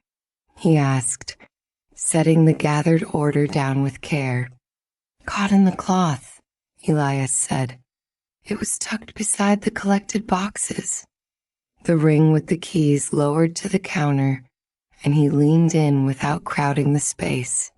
His glance moved over the twine first, then settled on the brass. That practical eye, trained by returned belongings and missing room keys, and all the small objects people set down where they did not mean to, found its own path through the clue. That That's had more opening and closing against use than wrapping would give it," he said. The brass circle was turned in the light between flour-dry fingers. With another hand close by for comparison, its scale became clearer. It was lighter than the innkeys' rings, thinner too, and the place where metal had worn bright showed a repeated friction too narrow for the broad turn of a proper key ring carrying several keys at once. The twine threaded through it looked almost temporary by comparison, as though added afterward to keep the ring from straying. The nearby pastry box with plain string was lifted and brought over. Fibers were pale, springy, and still faintly rough, the way fresh bakery twine remained until it had done its one small task. Beside it, the found length looked handled into obedience. The strands had flattened. The color had deepened where fingers and pockets and perhaps a little grease had worked into it. The difference shifted the thought again. This was no spare piece of wrapping snipped from a finished order and dropped under the cloth. It had spent time in use. The knot nearest the ring gave up another quiet distinction when examined close. Bakery wrapping here used a quick knot made for speed and security, easy enough to tie while warm boxes waited, and easier still to cut when an order was opened. This one was a smaller hitch, set very near the brass to keep it from sliding free. The ring had been the thing secured. The string had served it. They stood with that for a moment, the ordinary parcel in one hand and the found tie in the other, while the shelf behind them kept its patient line of boxes and covered pastries. So it was tied to keep the ring with something, he said. Something larger than the ring, Elias answered, looking at the flattened length beyond the hitch. Wrapped, perhaps. The folded scrap was set nearer. Rather than taking it as a fresh message, he held it in mind against the remembered phrases from the hidden note in the cream paper wrapped around the pottery rib. The repeated wording changed shape under that comparison. The line about the key, followed later by its absence, began to read less like instruction and more like a running checklist. Someone had looked at an object, noted a key attached or expected, then looked again and found it gone. The scratched out middle word fit that pattern too. A record corrected in the moment. Samuel's room keys rested on the counter now, their metal settled into stillness. He lifted the tiny brass ring and tapped it lightly once against the counter edge, then held his own keys and did the same. The sounds were close enough to invite comparison and different enough to matter. The in keys answered with a denser, fuller click. The little brass ring gave a lighter, thinner note, almost papery in the metal despite its firmness. It sounded less like a key ring meant to be turned in locks each day, and more like a retaining loop, a small keeper for something that needed attachment without much weight. Carry a key, he said, though I wouldn't choose it for one used often. A fingertip traced the rubbed blue smear. The brass was cool. The color roughened the edge only a little, as if the glaze or paint had worn in and then thinned. The finger stopped where the mark broke at the bright nick. Seen at that angle, the interruption became more persuasive than the smear itself. Two contacts, not one. One broader blue marking surface. One smaller attached piece at the opposite side, gone now and leaving its cleaner wear behind. The bowl with the dark blue tear returned to mind because the phrase on the scrap had called it there, and because the crescent of blue on the ring had the look of repeated scraping against a damaged glazed edge. Yet even as that possibility sharpened, it refused to settle the whole matter. A bowl might explain the color. It could not explain the twine, the retaining hitch, or the note about a key by itself. The inner scrap with its cramped phrase was unfolded again and laid near the row of collected orders. The shelf offered buns, pastries, boxed sweets, and no loaf marked in twos. Read by bakery habit, the words resisted belonging. They sounded more useful as a warning against mistaken identity. Two of something, and not the thing one might assume from shape or wrapping. A parcel could look loaf-like without containing bread. A wrapped object could travel among bakery goods because its size and handling made it easy to overlook. The three marks along the bottom edge were copied onto the wood with a flour-dusted nail. Dash, small loop, dash, drawn larger than on the paper. They lost some of their cramped secrecy and gained shape. The little loop sat between the dashes like a place where something hung or was held. Both men looked at the copied marks in silence long enough for the resemblance to settle of its own accord. A ring between two lengths, a small attached thing centered by what held it in place. The sign was too close to be dismissed as ornament. That may be the object they meant to keep track of, Elias said quietly, touching the drawn loop without smudging it. Samuel gathered his own key ring into his palm, then let it rest again. Forgotten belongings are often tied to larger parcels for handoff, he said. A person means to keep the useful bit from slipping away before the rest reaches where it's going. The thought opened the sideboard question from before in a new direction.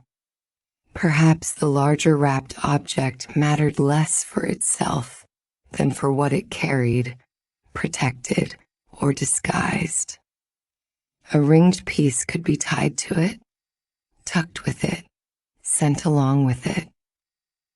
If the larger object had gone one way and the key another, or if the attached small piece had been removed in stages, the notes would make sense as checks on what remained. The cut end of the twine was brought close to the window. Fibers showed themselves there in a way they could not under flatter light. One side ended in a clean snip, sharp enough to suggest scissors or a good blade. The other side bore a frayed tug, strands pulled and loosened as though the string had later been drawn from a tighter hold after being cut. This did not look like one neat unwrapping. It looked like removal in parts, cut free at one point, then tugged from another. The scrap with the scratched-out middle word was tilted toward the light. Thin paper can sometimes surrender more than it intends when held just so. Here, the heavy pressure helped and hindered at once. Through the thinned fibers, only the first stroke and a final tall line could be made out beneath the scratching. No full object name emerged. The surviving traces did offer one useful certainty. The writer had changed their own record while writing it. This was not copied from another note in a calmer hand elsewhere. The uncertainty belonged to the moment of notation itself. He looked from that damaged word to the hidden note remembered inside the cream paper wrapped around the pottery rib. Same check-like phrasing, same repeated line about the key, same concern with attachment and absence. The pattern narrowed at least one uncertainty. There were likely two linked records of the same matter. One kept back, one carried forward with the twine and brass ring. Whether they had been separated for safety, convenience, or because one traveled and one stayed, was still impossible to tell. The small, gathered order Samuel had brought rested beside his room keys on the counter, glanced at only enough to keep it in the chain of comparisons waiting elsewhere. It remained unopened. Its paper had a fold that might one day matter and might prove entirely ordinary. For now the shelf had shifted away from bread goods and toward the fastening that had traveled among them. The ordinary pastry string from the neighboring parcel was set down once more where it belonged. Its plain knot made its own argument every time the eye returned. Fresh twine, quick wrapping, no ring, no retained hitch. Against that simple standard, the found piece kept insisting on prior use, attachment, and removal. The brass ring was measured by eye against the width of a room key's stem and judged just broad enough to hold one small key without comfort. The bright nick, opposite the blue smear, was considered as wear from a key shank, then from a narrower clasp, then from some other small metal piece. The twine's flattened span was pinched and released to estimate what bulk it had once crossed. The paper's grease marks were checked for crumbs or sugar and yielded none distinct enough to identify where it had traveled. Every object offered a little and withheld a little. Could the blue have come from the bowl alone? He asked after a while. It could have, Elias said, though the break at the nick asks for another piece in the story, and the note asks for one too. The room keys shifted softly in his hand, then stilled. Outside, a draft touched the window and passed on. Under the half-lowered cloth, the waiting pastries kept their own quiet warmth. The shelf had become a place of comparisons. Ordinary twine and handled twine, proper keyring and retaining loop, bakery shorthand and words that leaned away from bakery work, one hidden note remembered and one new scrap in hand. The copied marks on the wood had nearly faded under flour from a passing sleeve, but the shape remained. Dash, loop, dash. Seen beside the actual ring and string, the little sign no longer looked abstract. It looked observational, the sort of quick private symbol someone might make when words were too slow or too public. Something hung there, Samuel said, nodding toward the ring, or was meant to, and was tracked after it went missing. The line on the scrap that ended in absence had become stronger under all this handling. Our key now pointed less toward a direct instruction than toward a checked object that once had something attached and later did not. The note-maker had been following change over time. That made the ring and twine more important than any imagined box. They were survivors of a larger arrangement already altered. The bun parcel he had brought was nudged back from the edge and left untouched.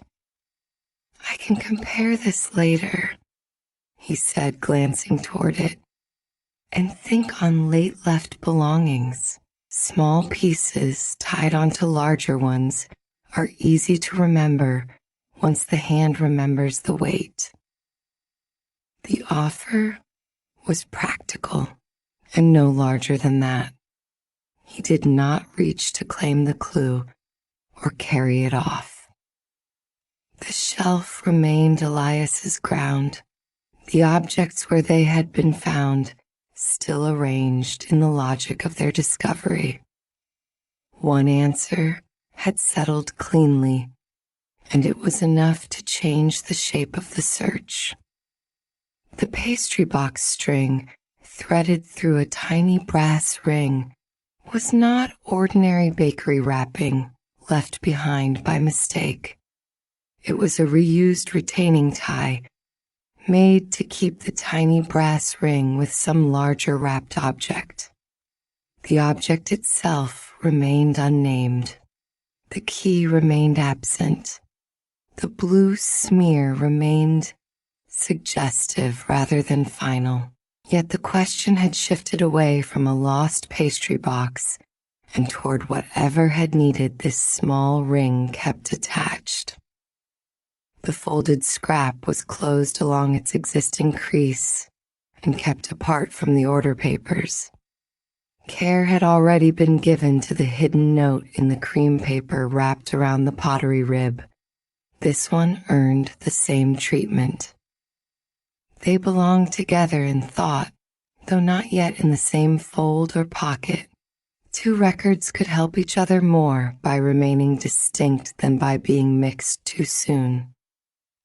The ordinary parcel nearby stayed where it was for one final look.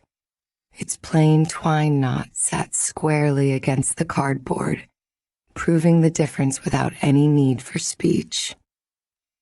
Every return of the eye to that simple example made the brass ring's prior use more certain. Samuel gathered his room keys again. Their familiar weight settled into his palm, and the small gathered order came up under his other arm. "I'll keep this in mind when I look at the bun parcel later," he said.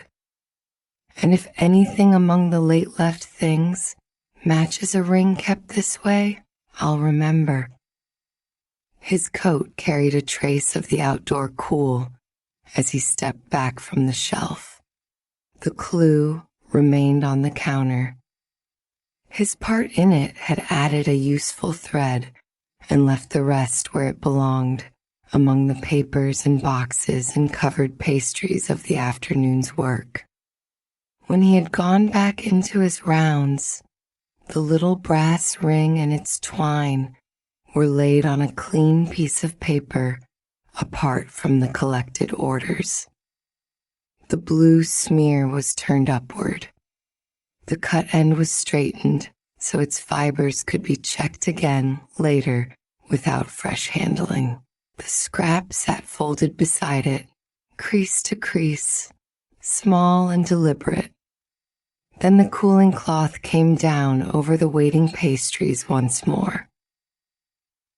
Its edge settled softly across the shelf, keeping in the butter-warm scent and the faint sweetness of baked sugar. Boxes remained aligned. Labels stayed square. The work resumed its familiar shape around the new, careful separation on the counter. Orders for collection in one place, the ring and note in another. Whatever had once been wrapped and sent along with that tiny brass piece was still elsewhere. Yet of all the parts that might have been lost, this small ring looked more and more like the one someone had tried hardest to keep from slipping away. Chapter 5 Few lengths of stray twine lay across the little porch table like pale, tired stems, and Elias was already making them useful again. One loop went over another, then was eased free and wound into a tidier circle. Dust from the day's market still clung faintly to the boards and to the shallow dish near his elbow.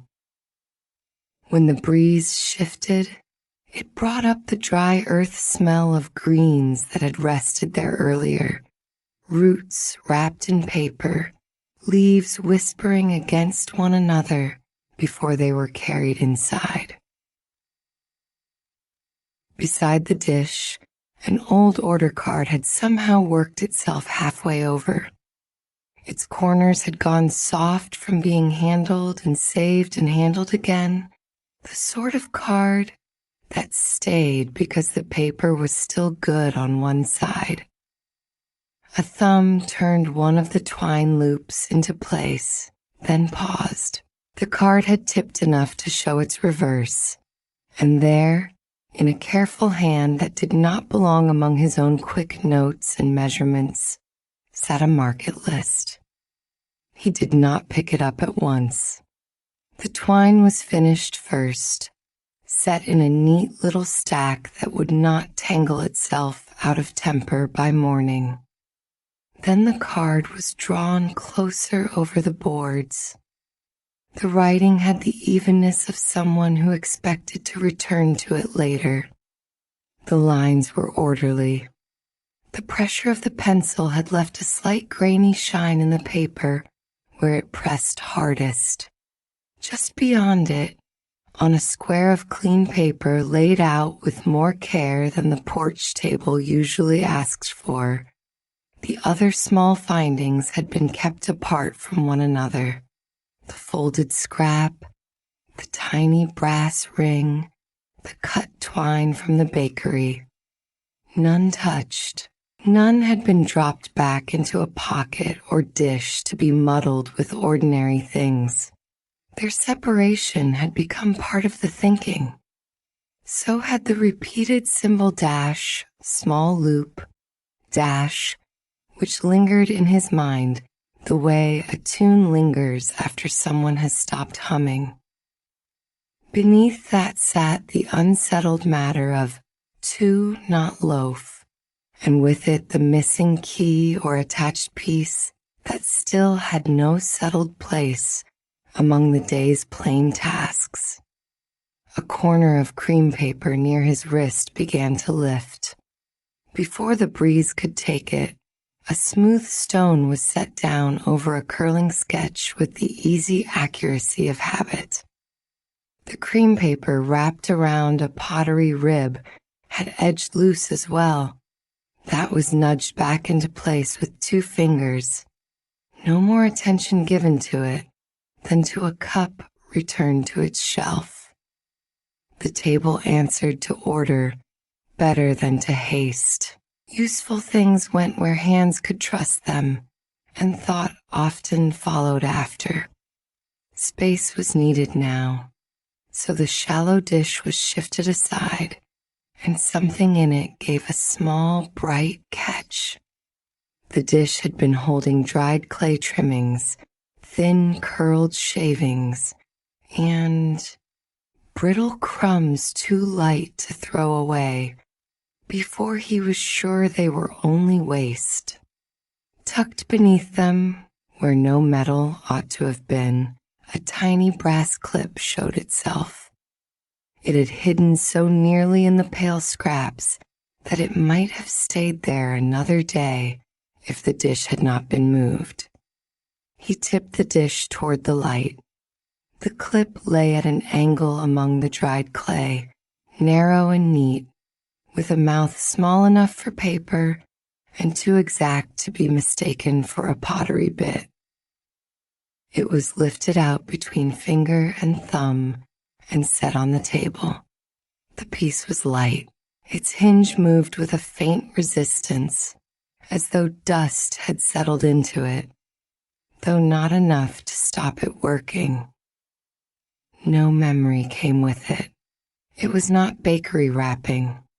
It was not one of the useful fastenings he kept in jars and boxes because they might someday save a bit of string or hold a package shut.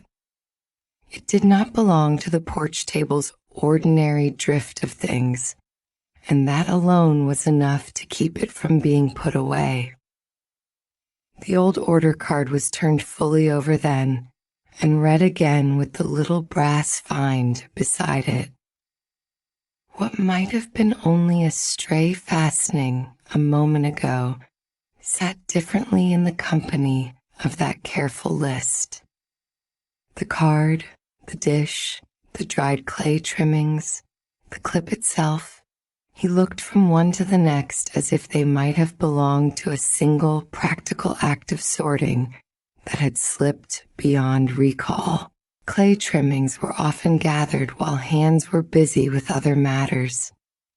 Cards were used to jot what needed carrying, fetching, mending. Something small might have been clipped to one and then brushed loose. The thought did not settle, so the dish was checked more closely. The dried trimmings were stirred with a fingertip. A pale curl cracked. Fine dust marked the skin. Nothing else gleamed from beneath. The card asked to be looked at more carefully than before.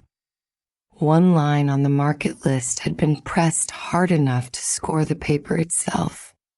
Blue basin lay there in the same measured hand as the rest, and a single line crossed through it so neatly that the mark did less to cancel than to quiet. The pencil had not slashed. It had passed once, straight and deliberate, leaving the words visible beneath. Just below that line, lighter than the others, and nearly lost in the grain of the card, sat the familiar symbol, dash, small loop, dash. It was not wandering in the margin. It stood in line with the entries, as if it belonged to the list as surely as any purchased thing. The card was raised toward the last of the evening light. Scoring showed where the pencil had bitten in. The crossed line over the basin entry made a shallow ridge under his thumb when he turned the card and touched the back. He traced the lower mark without pressing. A doodle would have floated. This did not. It kept its place. The ordinary words above and below became harder to take as ordinary once that was seen. Greens, paper parcels, and the correction about to those had seemed simple enough in passing, yet the line for the basin had been hidden without being erased, and the symbol beneath had been aligned with care. A list kept for shopping should have finished its work at the market. This one had kept some further use. His hand moved to the tiny brass clip again.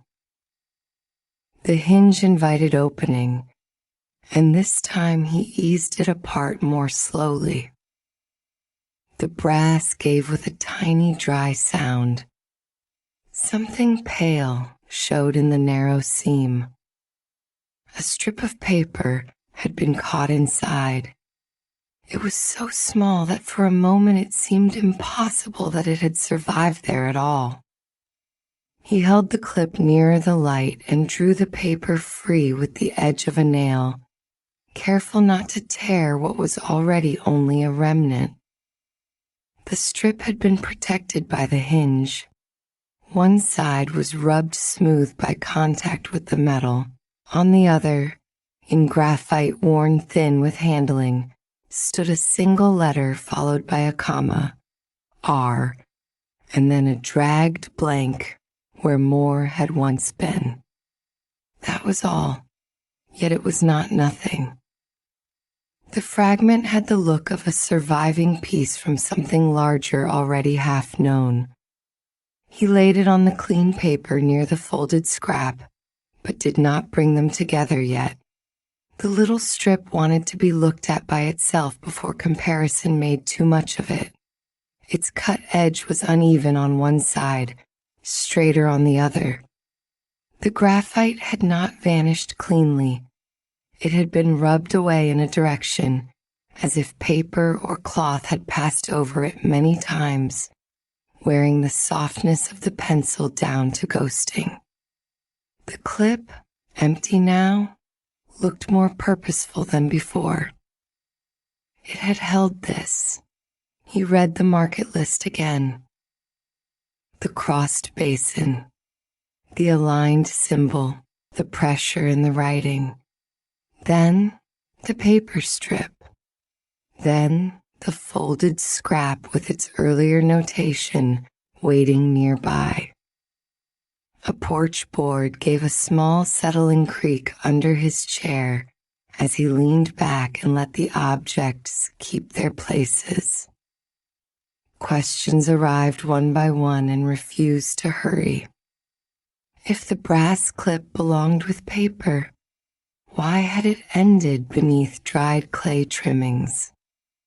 If the market list had once carried a note, why had the note been reduced to a fragment? If the line for the basin had been crossed to quiet it, why leave it legible at all? The tiny ring with its cut twine remained on the clean paper, saying nothing by itself except that something had once been tied on and later cut free. The repeated symbol had now appeared in more than one place, and that made it harder to dismiss as personal shorthand only one person would understand. A mark repeated becomes a path, even before anyone knows where it leads. He turned the brass clip over in his palm. Its edges had been worn smooth by use. One side carried a faint dullness where fingers might have pressed it open many times. It was not decorative.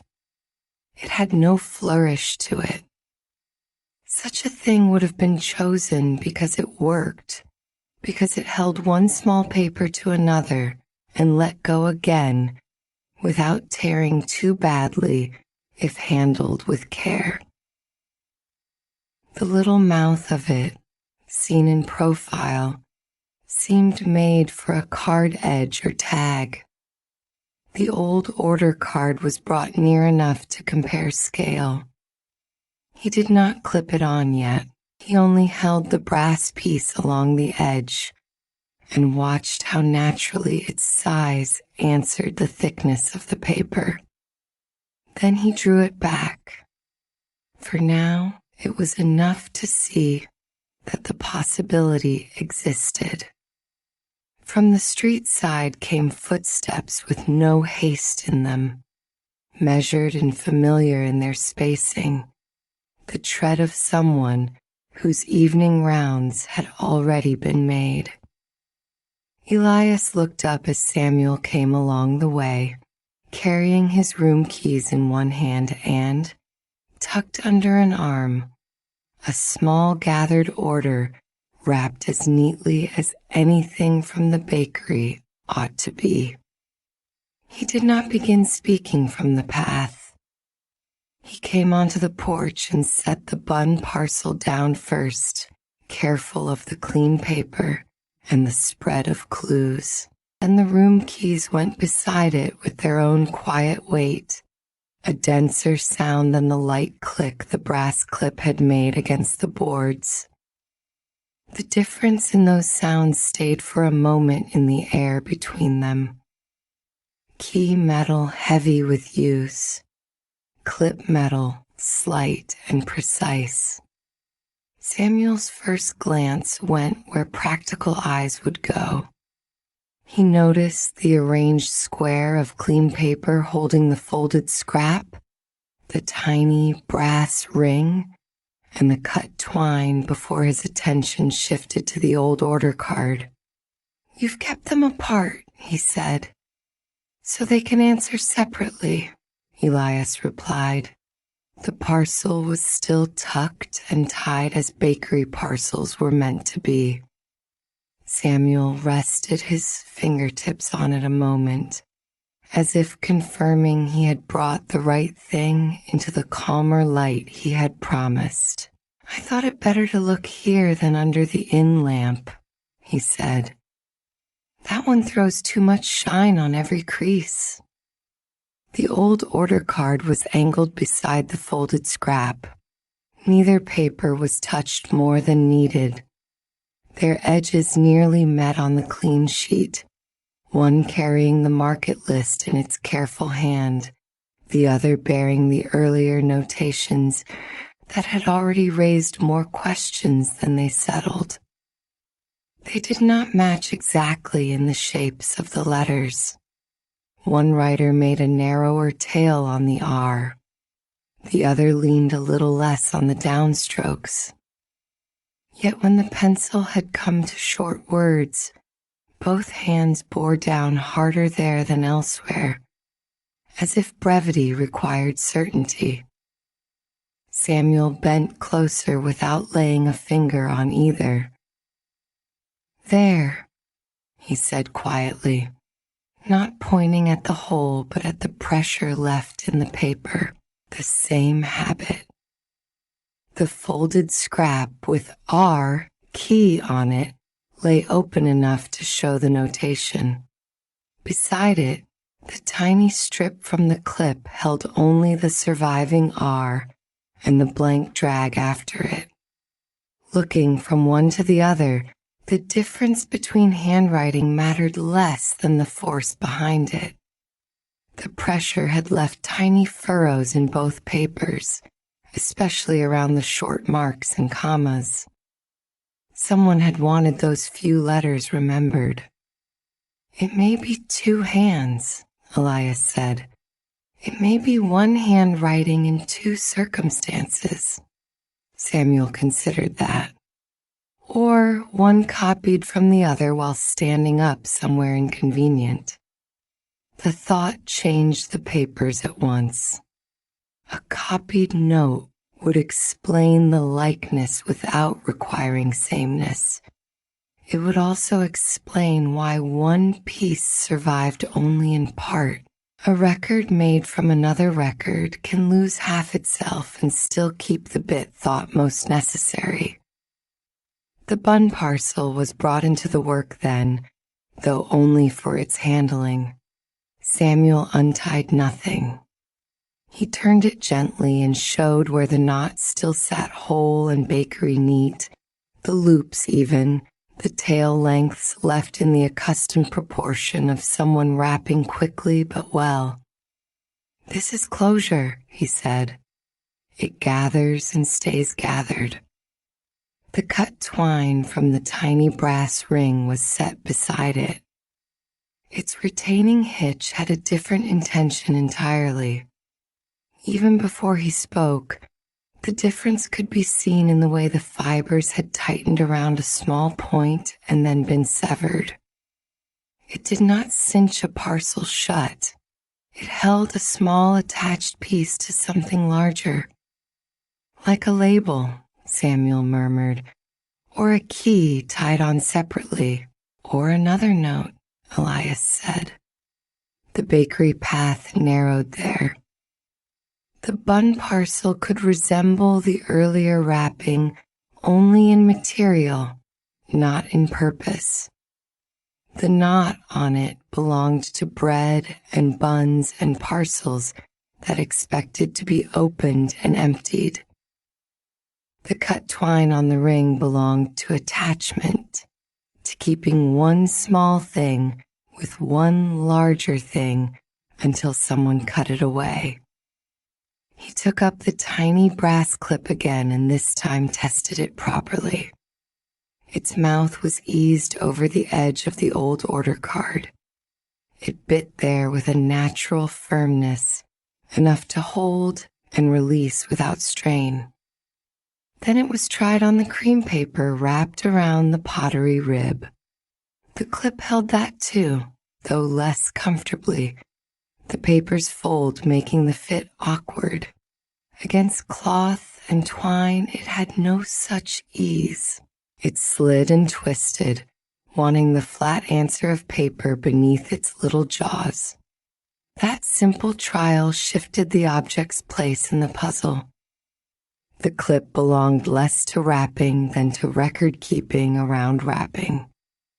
It was made to keep a note, a tag, some small paper attached, where it might later be removed without disturbing the larger thing. The narrow strip from the clip was laid near the inner fold of the folded scrap. This time the comparison was allowed to happen. The fragment's surviving letter and comma sat near the older notation with a closeness that made the missing parts louder than the visible ones. R, key, on one piece, R on the other, with the rest rubbed away. Together they suggested an entry remembered in parts, rather than two separate messages. One had the attachment named, the other had only the beginning left, as if the useful word had once followed and then been worn out of sight. Samuel did not reach to align them exactly. He only looked at the spaces where words ought to have continued. Someone may have written it twice for safety, he said, or copied it once after the attached piece was gone. The idea of deliberate absence settled over the papers more convincingly than accident had. A note clipped on, another note folded away, a ring with cut twine where something had been tied. The missing attachment had left traces in several forms, each one partial, as though whoever handled it had been trying to preserve information while the object itself changed hands, came loose, or was removed. The tiny brass ring was nudged closer to the order card. A rubbed blue smear still marked one side of the ring, faint but plain, in good light. Elias placed a fingertip over the crossed line on the card's basin entry and then lifted it away. The blue on the ring did not prove itself by sitting there, and the crossed words on the card did not explain themselves by being looked at. Yet together they narrowed the field. Blue could have come from many things in town, but a basin appeared on a market list kept among domestic sorting, and the ring bore blue as if it had rubbed against painted or glazed surface more than once. The line through the basin entry was followed lightly with a fingertip. Fortitude, the card's grain caught under the skin. The tiny brass ring waited beside it. The smear turned upward. If that blue came from the bowl with the dark blue tear, he said, then the ring spent time against it. Enough to take color, Samuel answered, though not enough to settle where. The porch boards held the last warmth of day under their cooler skin. Somewhere below, a cartwheel went by and faded. The objects on the clean paper seemed to draw closer not by moving, but by becoming more specific under use. The ring was turned again until the bright nick opposite the blue smear caught the light. It was a narrow wear mark, brighter than the rest of the brass, made by repeated contact at one point. Elias held the tiny brass clip nearby and thought of the mouth of it, the pressure point where it gripped. They did not fit together now. No joining edge met neatly with another. Still, both showed the same sort of concentrated wear at one narrow place, the kind made when a small thing is attached and detached more than once. He held the clip just above the ring without forcing them, The imagination of use was enough. A removable paper tag might have written on the ring and been clipped off when needed. The larger wrapped object could then have gone on without it, while the clip and fragment remained behind by chance. The ring, with its cut twine, would have stayed with the parcel longer than the paper did. Samuel watched the angle of his hand and nodded once. A tag taken away before the parcel itself was kept, or before it was put somewhere else. The room keys were shifted aside to make more space, and their movement seemed to call up another line of thought in Samuel. He rested his hand on them, not as if counting, but as if searching memory by touch. "Late left belongings," he said after a moment. "I remember them by how they were bundled more often than by who left them. One parcel stands out."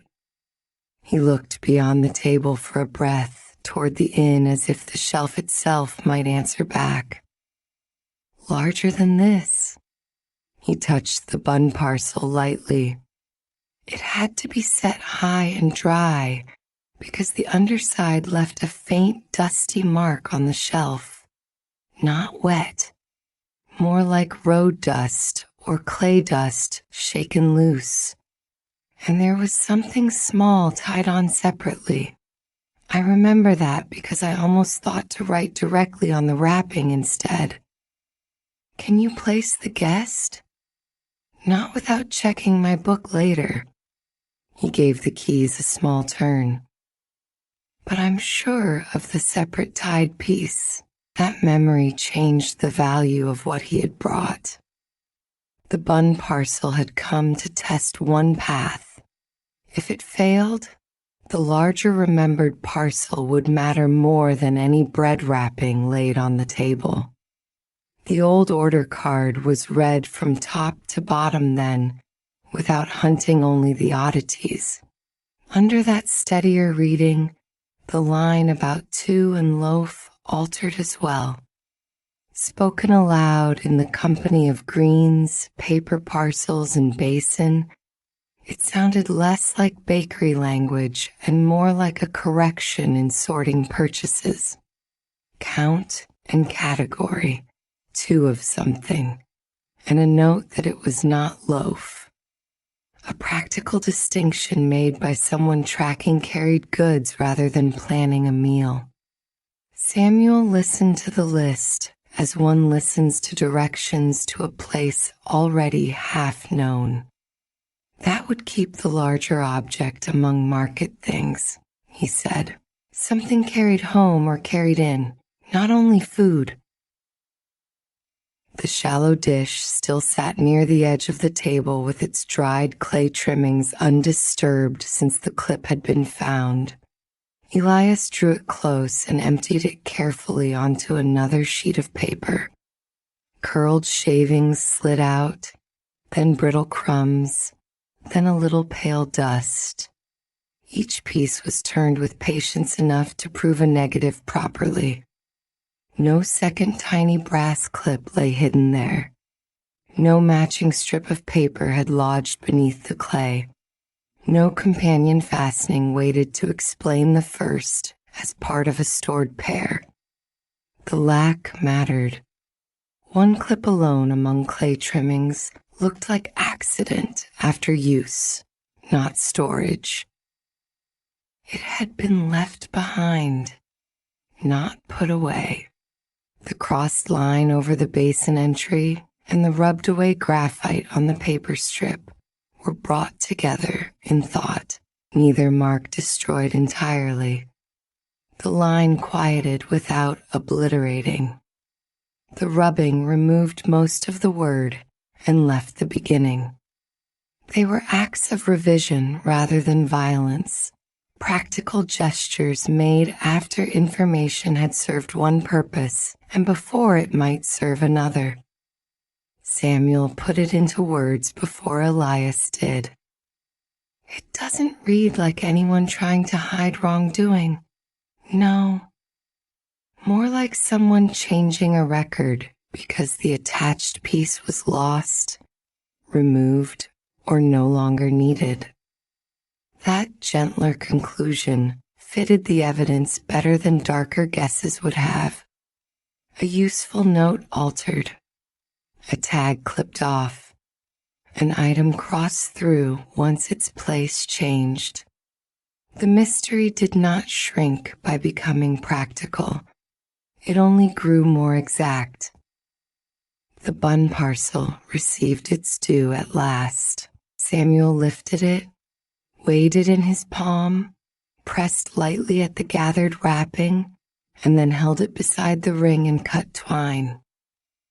Its proportions ruled it out. The parcel was too small. Its wrapping was too cleanly finished. Nothing about it suggested it had ever carried the tiny brass ring and its separate attachment. The test had done its work.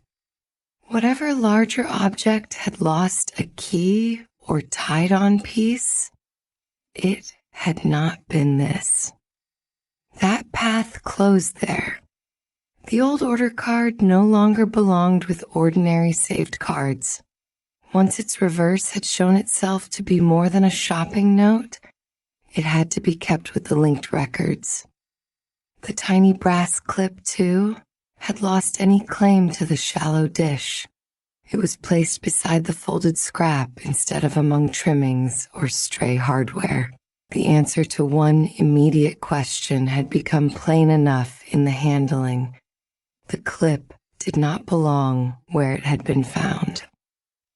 A new grouping formed on the clean paper under both their eyes.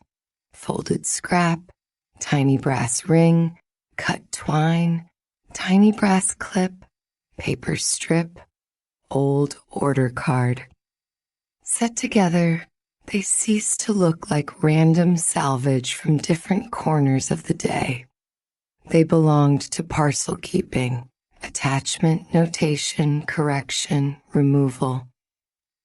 Across them ran the same small habits of use things tied on separately, things written down twice, things crossed through once they had changed state. What remained open had widened rather than narrowed. The wrapped object itself still lacked a name. The missing key or attached piece still had no body to go with its traces. And blue basin, marked and then half hidden in the same chain of notes, now stood in relation to all the rest. Samuel rested both hands on the edge of the table, looking not at any one clue but at their arrangement. I can check the late left parcels in my book, he said. The larger one with the separate tied piece. If it came in on an evening I was on rounds, I'll have some mark of it. And I can follow the household side, Elias said. The exchange was practical enough to need no ceremony. One had the habits of arrivals, room keys, forgotten things set aside in order. The other had the basin close at hand in memory and in use, along with the saved cards and domestic sorting that had preserved this clue chain in the first place. The work divided itself naturally. The deep blue basin with the pale scrape hidden beneath one handle rose in his mind then, no longer as a vague possibility, but as the next object to verify. The rubbed blue on the tiny brass ring had already narrowed the field.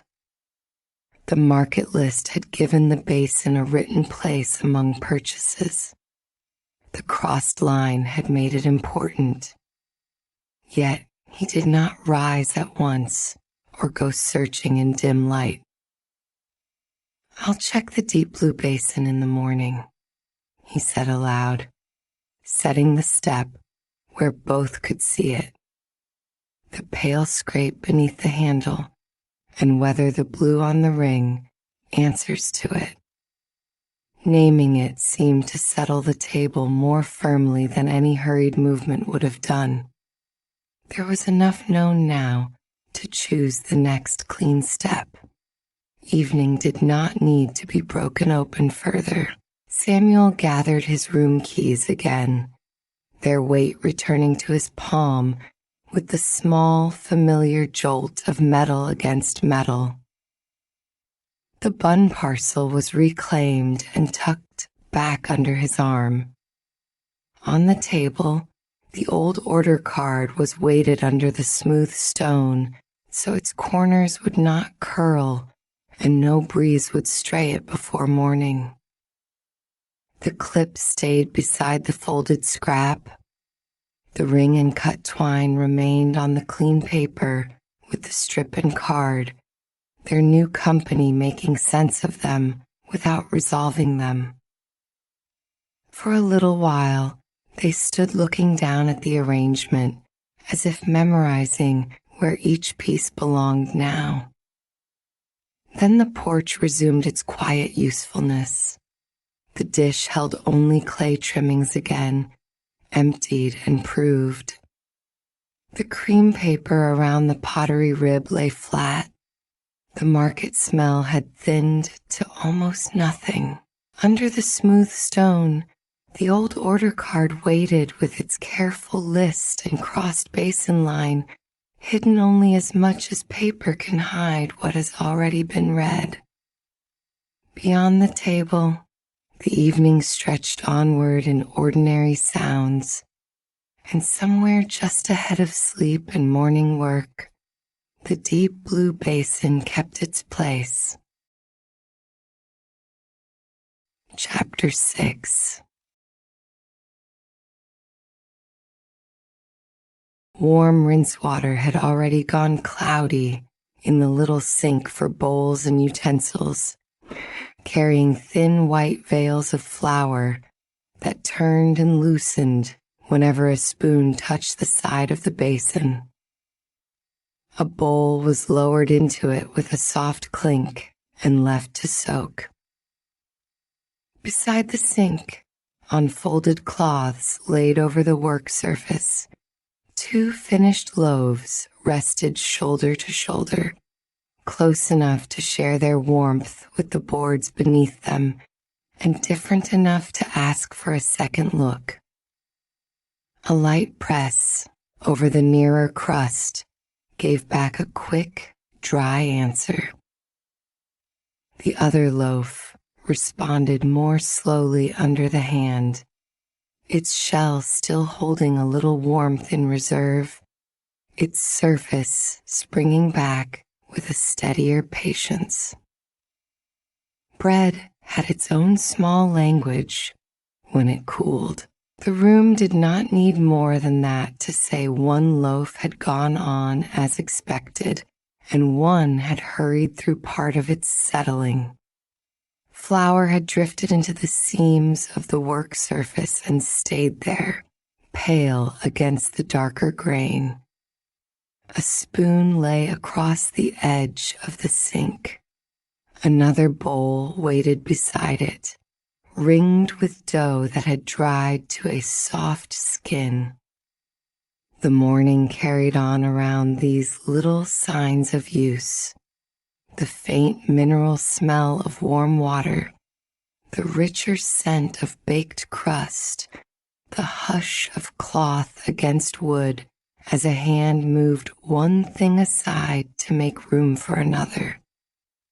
The cooler loaf was lifted in both hands and turned. Its weight was good. Its shape had held, yet the fingertips paused over one side where the crust ran thinner and a touch more brittle, as though that patch had met air too soon and given up its heat before the center was ready. The steadier loaf was touched again for comparison, palm against rounded top, thumb along the side, learning by difference more than by flaw. There was no need to hurry the judgment. A loaf often said what had happened if it was handled in the order it had lived through: mixed, risen, shaped, baked, cooled. Around the bread, the work began to gather itself into smaller and more sensible groups. Bowls were nudged together toward one side. Utensils found another, stacked by habit even before the sorting was finished. A cloth was spread flatter where damp had crept under it. The recipe book, which had been left too near the sink for comfort, was lifted away from the range of splashes and set on a drier patch of board. Its lower corner showed one darkened mark where a stray touch of water had landed. A clean cloth passed over that corner before the book was opened, gentle enough to spare the paper from roughness. The motion had the same care as turning a loaf onto a rack or easing a crust free of steam. Useful paper deserved dry hands and a little respect. It held its own kind of work. The pages opened where flour-smudged notes had settled over time into the margins and spaces between printed lines. Here were timings altered by use, a small mark near one recipe, a quieter mark near another. The question of which loaf matched which note might have been answered by numbers alone, but the hand resting on the bread trusted the practical evidence first: the feel of the crust, the cooling, the place where the shell thinned, the ordinary path by which a thing might go slightly wrong. One finger slid beneath a page to turn it back, and something resisted. Only the faint interruption of paper caught where no extra paper ought to be. The page lifted, and there, tucked inside among the familiar baking notes, sat a folded clipping. Its edge showed between two working pages with the flat, accidental look of something used in haste and then forgotten. Nothing about it suggested secrecy. The trouble was its place. The recipe book was plain in its purpose. Notes belonged there if they served the bread. This had no such look. The loaf in hand was lowered to its cloth. Dry fingers eased the folded clipping free by one corner, careful not to drag it across any damp patch or floury seam. It was set beside the two loaves, near enough to keep under watch and far enough from the sink to stay safe. In that simple movement, the saved scrap joined the morning's other held-over matters. Another ordinary paper left where it could be found by handling rather than hidden away. The fold was neat, though not precious. A thumb opened the first turn. Inside, only one line had been preserved from what had once been a printed market notice. The rest had been cut away so closely that the surviving words sat alone with a curious firmness, as if the paper had been trimmed to protect them from distraction. The line read, "Blue Basin," and after it a tiny printed divider, dash, small loop, dash, unlike the ornaments usually scattered through notices to fill space. On this clipping it looked less decorative than deliberate, a mark with a place in a list.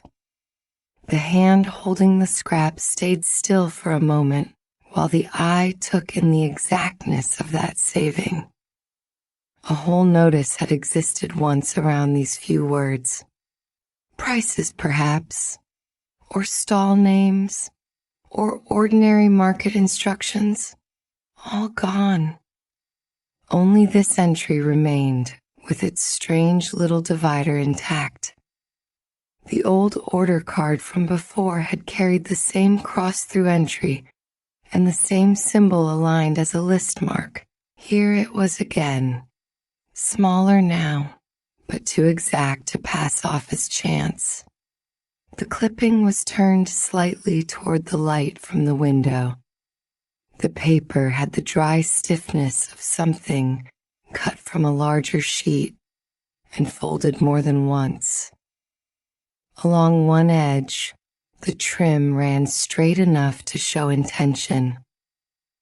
Along another, a tiny roughness where the blade had hesitated or the hand had changed angle. The words themselves were printed, not written. Their neat ink had no opinion to offer, yet someone had chosen this line, and only this line, from whatever larger notice had once carried it. Questions gathered without crowding. Why save a market notice at all? Why reduce it to one entry? Why keep the little divider with such care that it had not been shaved away? The words had merely caught the eye. A larger scrap might have been tucked into the book. This had been pared down as closely as a label. The fold opened a little farther. On the reverse, another story had been damaged before it could finish speaking. The back of the clipping had once been written on and then trimmed away. Almost all of that writing was gone. What remained was slight enough to miss if the paper were glanced at too quickly. The lower curl of a capital letter, and beside it the stroke of a comma. It could belong to R, or to something copied from it, or to any letter that had once risen above the cut and now existed only in its surviving base. The missing part mattered more than the visible one. The cut had not frayed the paper or worn it by accident. It had removed the line cleanly enough to suggest that what had been written there had been reduced on purpose, or that the paper had been trimmed after use until only this stubborn fragment remained. A note could have been written twice. A larger piece could have carried one version, while a smaller attached piece carried another. The thought did not settle into certainty. It only widened the shape of what might have happened before this clipping came to rest among bread notes. The scrap was folded and unfolded again, this time with attention to the innermost crease.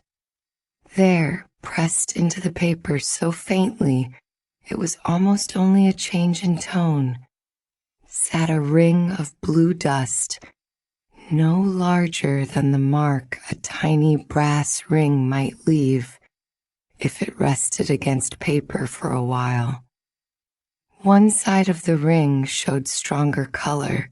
The opposite edge had been rubbed pale, as though whatever had touched it had met a scrape or worn patch rather than smooth glaze. The paper was brought nearer the window. The blue did not shine. It had no wetness to it, no spread as ink would when capillary fibers took it in. It sat on the surface in a powdery hush. A thumb hovered over it and stopped short, unwilling to lose the mark before it had been properly seen. Deep blue basin came to mind at once, though the mind was asked to stand a little farther back from its own eagerness. The dust did not prove that basin. It proved contact.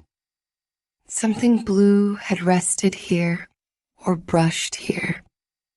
Something with a rubbed place along one side had left a ring no larger than a tiny brass ring would frame. That made the memory from the inn feel closer. Samuel had remembered a larger wrapped object and something small tied on separately, though the guest who carried it remained unnamed. The ring in the fold leaned toward handling, a tag tied on, a small piece attached, a fastening removed and set against paper. The clipping itself, reduced to one printed line and one partial trace of writing, seemed less like a random saved scrap than part of a chain of practical acts. Keep this, tie that, trim away the rest, tuck it where gentle hands return often. The room had gone very quiet around the little square of paper. Water in the sink no longer moved. The loaves waited on their cloths. Flour rested in the seams of the board as it had before. Yet the work surface was no longer only a place for cooling bread and soaking bowls. It had become a table for looking.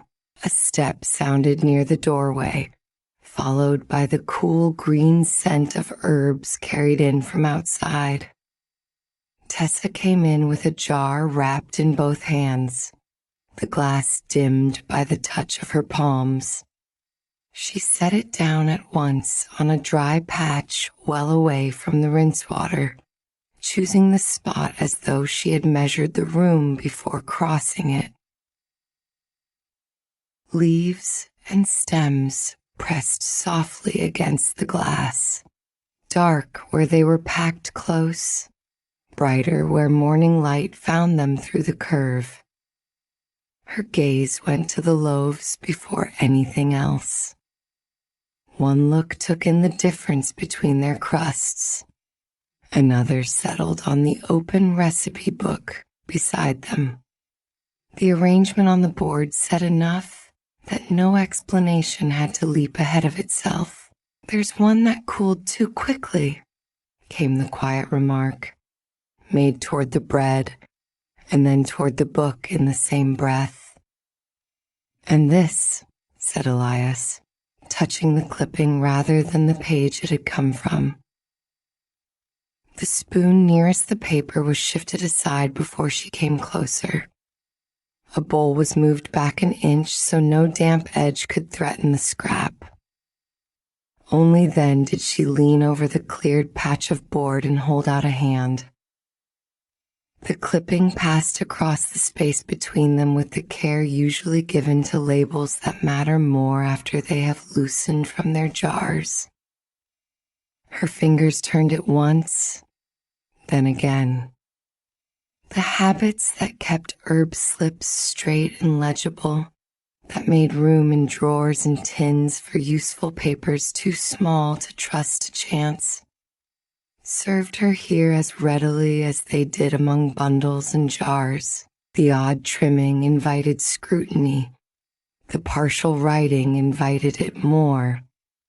Before either of them followed the clue further, the bread was given its due. The quickly cooled loaf was moved farther from the little sink for bowls and utensils and set on a warmer board where damp air could no longer keep worrying at its crust. The steadier loaf remained where it was. Bowls shifted to the dry side and nested together. Utensils were stacked by size. Washing was allowed to wait. In a few unhurried motions, the work surface changed use. Bread kept to warmth, paper kept to dryness.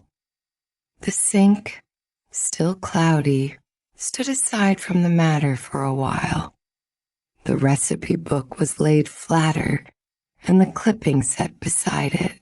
Few loose baking notes, freed from under the book's edge, were placed in a careful row nearby until the boards held a quiet comparison table of their own. One hand rested on the better loaf, palm against crust, as if the steadiness of its texture could lend shape to thought. The clipped words, seen among working papers where list habits and saved references belonged, seemed to settle into more intelligible company. Tessa lowered the scrap and studied the cut edge without speaking. Her reading was always slow where exactness mattered. She looked not only at what a paper said, but at how it had been made to say it. The trim along the clipping's side was straight enough to show a blade or careful scissors, too, even to be the result of tearing by hand. The corners had been reduced with purpose. The line had been isolated, was kept for itself, she said at last, touching the narrow border under the printed words. Whoever cut it wanted only that entry. A whole market notice had once existed around this one preserved line. Why save only the mention of the basin and the little printed mark after it, unless that single line mattered more than the notice itself? The divider, dash, small loop, dash, had been spared with the same care as the words. It sat there like a sign that the clipping belonged to a list or inventory, perhaps copied from one place into another, perhaps used to match one paper against the next. The clipping was turned over again. The partial writing on the back drew both of them closer. Under the room's ordinary light, the surviving curl and comma looked almost too little to trust. The recipe book was thumbed back a few pages until an older flour-smudged note came into view. The clipping was held beside it, not to force a name from the fragment, but to compare the movement of handwriting itself. Some commas ran low and quick, some capitals curled more fully at their base. The eye followed these habits with the patience one gives to kneaded dough when checking whether its surface has been worked enough. No leap was made toward motive or owner. The comma stroke was looked at simply as a comma stroke. The surviving curl was considered as the lower part of a capital, with its pressure heavier at one side and lighter at the tail. Kitchen writing had its own wear patterns. Notes made standing, notes made in haste, notes repeated from memory. Beside those, the fragment on the clipping suggested copying more than spontaneous writing. It looked like part of a label or a repeated line, something written to match another note rather than to invent one. Too little for a whole name, Tessa said. Enough for a habit, he answered. The paper went back to the board. This time attention returned to the innermost fold and the blue ring hidden there. A fingertip passed just above the mark, not touching at first, only stirring the faintest movement of air. Then the edge of a finger brushed the paper so lightly it scarcely seemed to make contact. When it lifted, a whisper of blue clung to the skin. Both of them saw it at once. The color was powdery. It did not stain the finger in a flat patch as ink would. It sat in a tiny, uneven bloom, strongest where the fingertip had crossed the denser part of the ring, weaker where the rubbed edge had already gone pale. The clipping was tilted. The mark on the paper had thinned by only the smallest amount, enough to prove transfer, and no more. That's rubbed off a surface, she said. It hasn't soaked in. The distinction mattered. Spilled dye would have spread into the paper fibers, feathering at the edge. Ink would have left a line or blot with direction. This was residue, the sort left by contact and pressure. Pottery glaze could do it where wear had roughened a place. Paint could do it if old enough to powder. The pale side of the tiny ring suggested a scrape met by the paper at one edge, some worn spot that yielded less color than the rest. The deep blue basin from before rose into the room again, more firmly this time, though still without claim to certainty. There had been mention already of a pale scrape beneath one handle and of the tiny brass ring whose color might bear comparison. This blue trace did not prove the basin, but it strengthened the plan that had been waiting for morning. The clue wanted to be checked against an actual surface, not only imagined. A cloth was drawn over a patch of board to clear away a drift of flour before the clipping was set down again. Nearby items were sorted more decisively now, in service of the paper rather than the bread. Clean bowls were nested dry side up. Utensils were stacked and shifted farther from the sink. The recipe book remained open under the weight of its own pages, held wide enough to show where the clipping had rested. The little basin for washing no longer governed the room's rhythm. The boards had become a station for saved fragments, orderly enough that damp and flour could not confuse what belonged to the clue and what belonged to the kitchen. One loaf still waited for its practical answer. A knife was taken up, and the quickly cooled bread was cut at last. The crust gave a softer crackle than the steadier loaf had promised. Inside, the crumbs showed a slightly tighter set near the crust, the small firmness that comes when cooling runs ahead of itself. Nothing disastrous, only confirmation.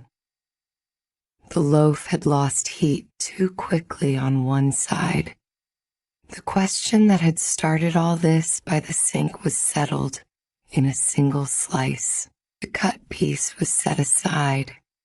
Bread had spoken plainly, and because it had been listened to, it no longer asked for attention. The hand that had tested the crumb returned to the clipping with more ease. Ordinary work, once answered, left the mind better arranged for subtler work. The page in the recipe book where the clipping had been found was examined now with the same care given to the paper itself. Once the scrap was removed completely and held aside, a shallow impression could be seen in the book's page, faint but present, where the folded edges had pressed over time.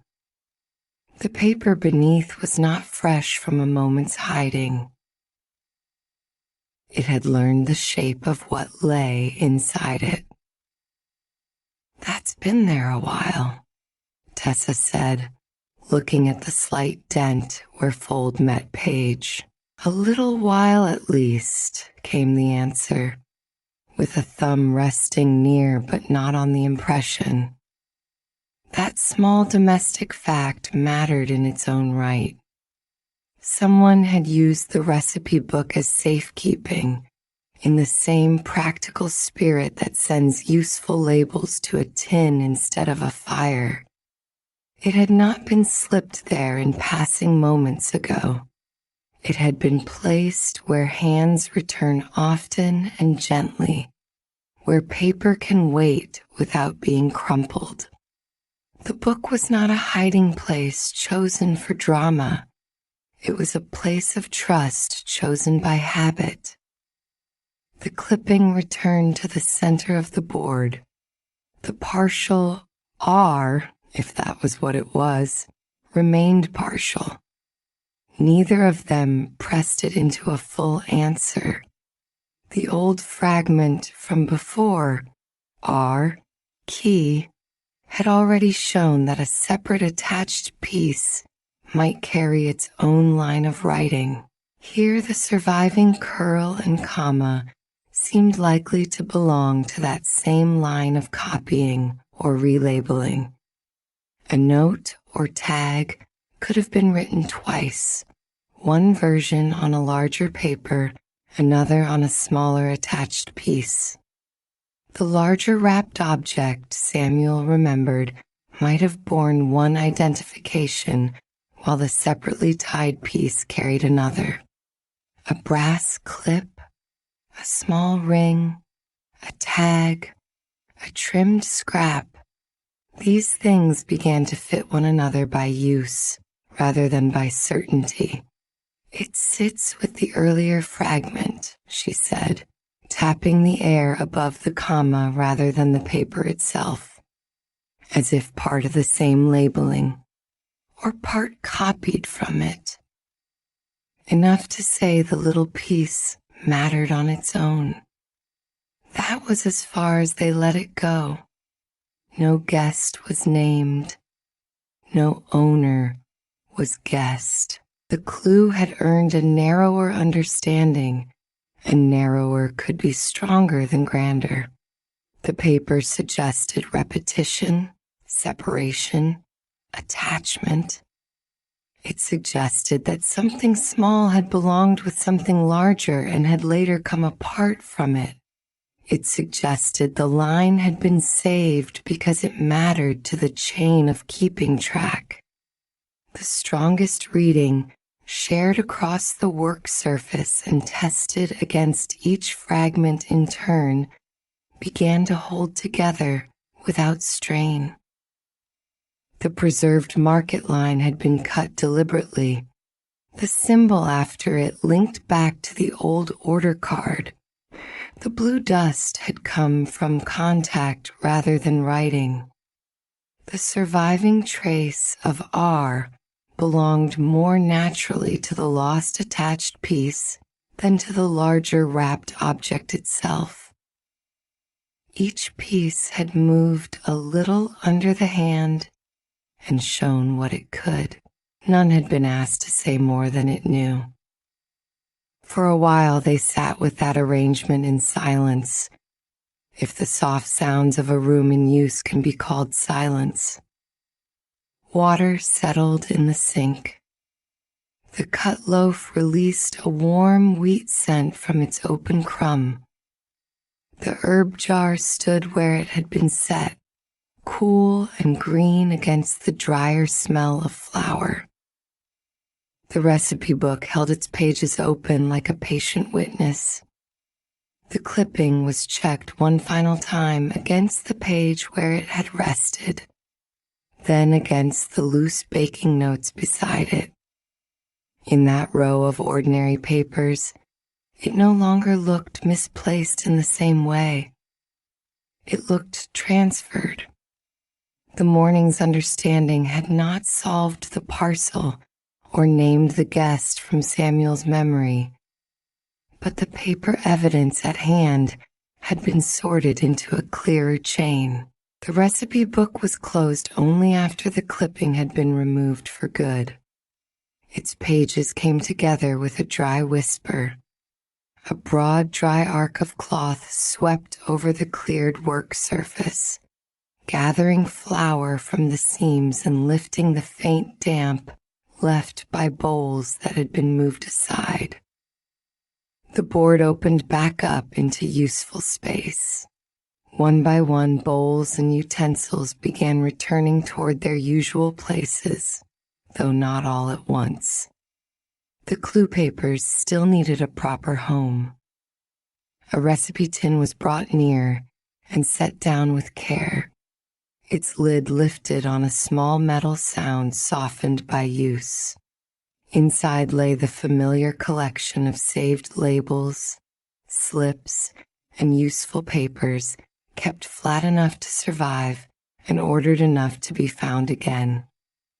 The contents were shifted only as much as needed, fingertips making room without bending corners or bruising old folds. Paper had memory. It was best not to ask too much of it. The folded clipping was placed inside. It did not go in as an answer. It went in as a piece now properly belonging with the other kept fragments of the parcel-keeping chain. Laid among them, it ceased to be an interruption in a baking book and became part of a sequence. While making that place, a clipped paper square beneath the top layer showed itself for only the briefest moment. A glance confirmed what it was and where it rested. Nothing more was done with it. The square remained undisturbed under the upper papers, acknowledged and left for the proper time. The tin, with one clue settled above another, looked less like storage than a patient order of things waiting their turn.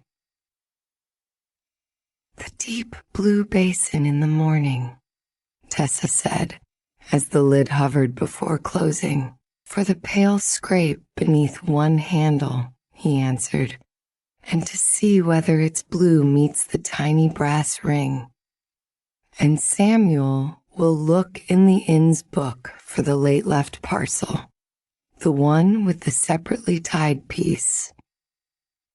The plan, spoken that way, arranged itself as neatly as the papers had. The unresolved parts sat where they could be reached later, no longer scattered among damp boards and flower seams. The lid of the recipe tin came down with a soft click. Bread reclaimed the nearer part of the work. The quickly cooled loaf, now improved by its place in better warmth, though still marked by that earlier haste, was wrapped separately so it could be used well. Cloth drew around it in practiced folds. The cut loaf remained open long enough for its crumb to finish settling, then was set aside. Water returned to the little sink for bowls and utensils with a calmer motion. A bowl was lifted, rinsed, and set to drain. A spoon tapped once against the side. Tessa gathered her jar again from the dry spot where she had left it, fingers closing around the cool glass. Herbs shifted inside with a soft brushing sound. Before turning away, she looked once toward the closed recipe tin, as if checking that a label had at last found the drawer meant for it. Clean bowls went back into their familiar stack. Utensils were laid to dry in a line that matched their sizes. The recipe book, free now of the hidden interruption tucked inside it, was returned to its shelf. Nothing dramatic announced the room's return to itself. The changes were all in placement. Bread cooling warm side, washing resumed, clue papers kept apart from kitchen damp. Warm bread scent rose again over the faint mineral smell of rinse water. Cloth moved over wood one last time. The little sink held only bowls now, and the boards held only what belonged there for the day's ordinary work. In the recipe tin, the folded clipping rested with the other saved fragments, and beneath it the clipped paper square waited in quiet order. The room, once more given over to bread and bowls and useful paper kept where it could be found, settled into its own abundance. And that is where our story rests for today. Thank you for listening, and for spending this quiet time with Cozy Tales. Until next time, rest well.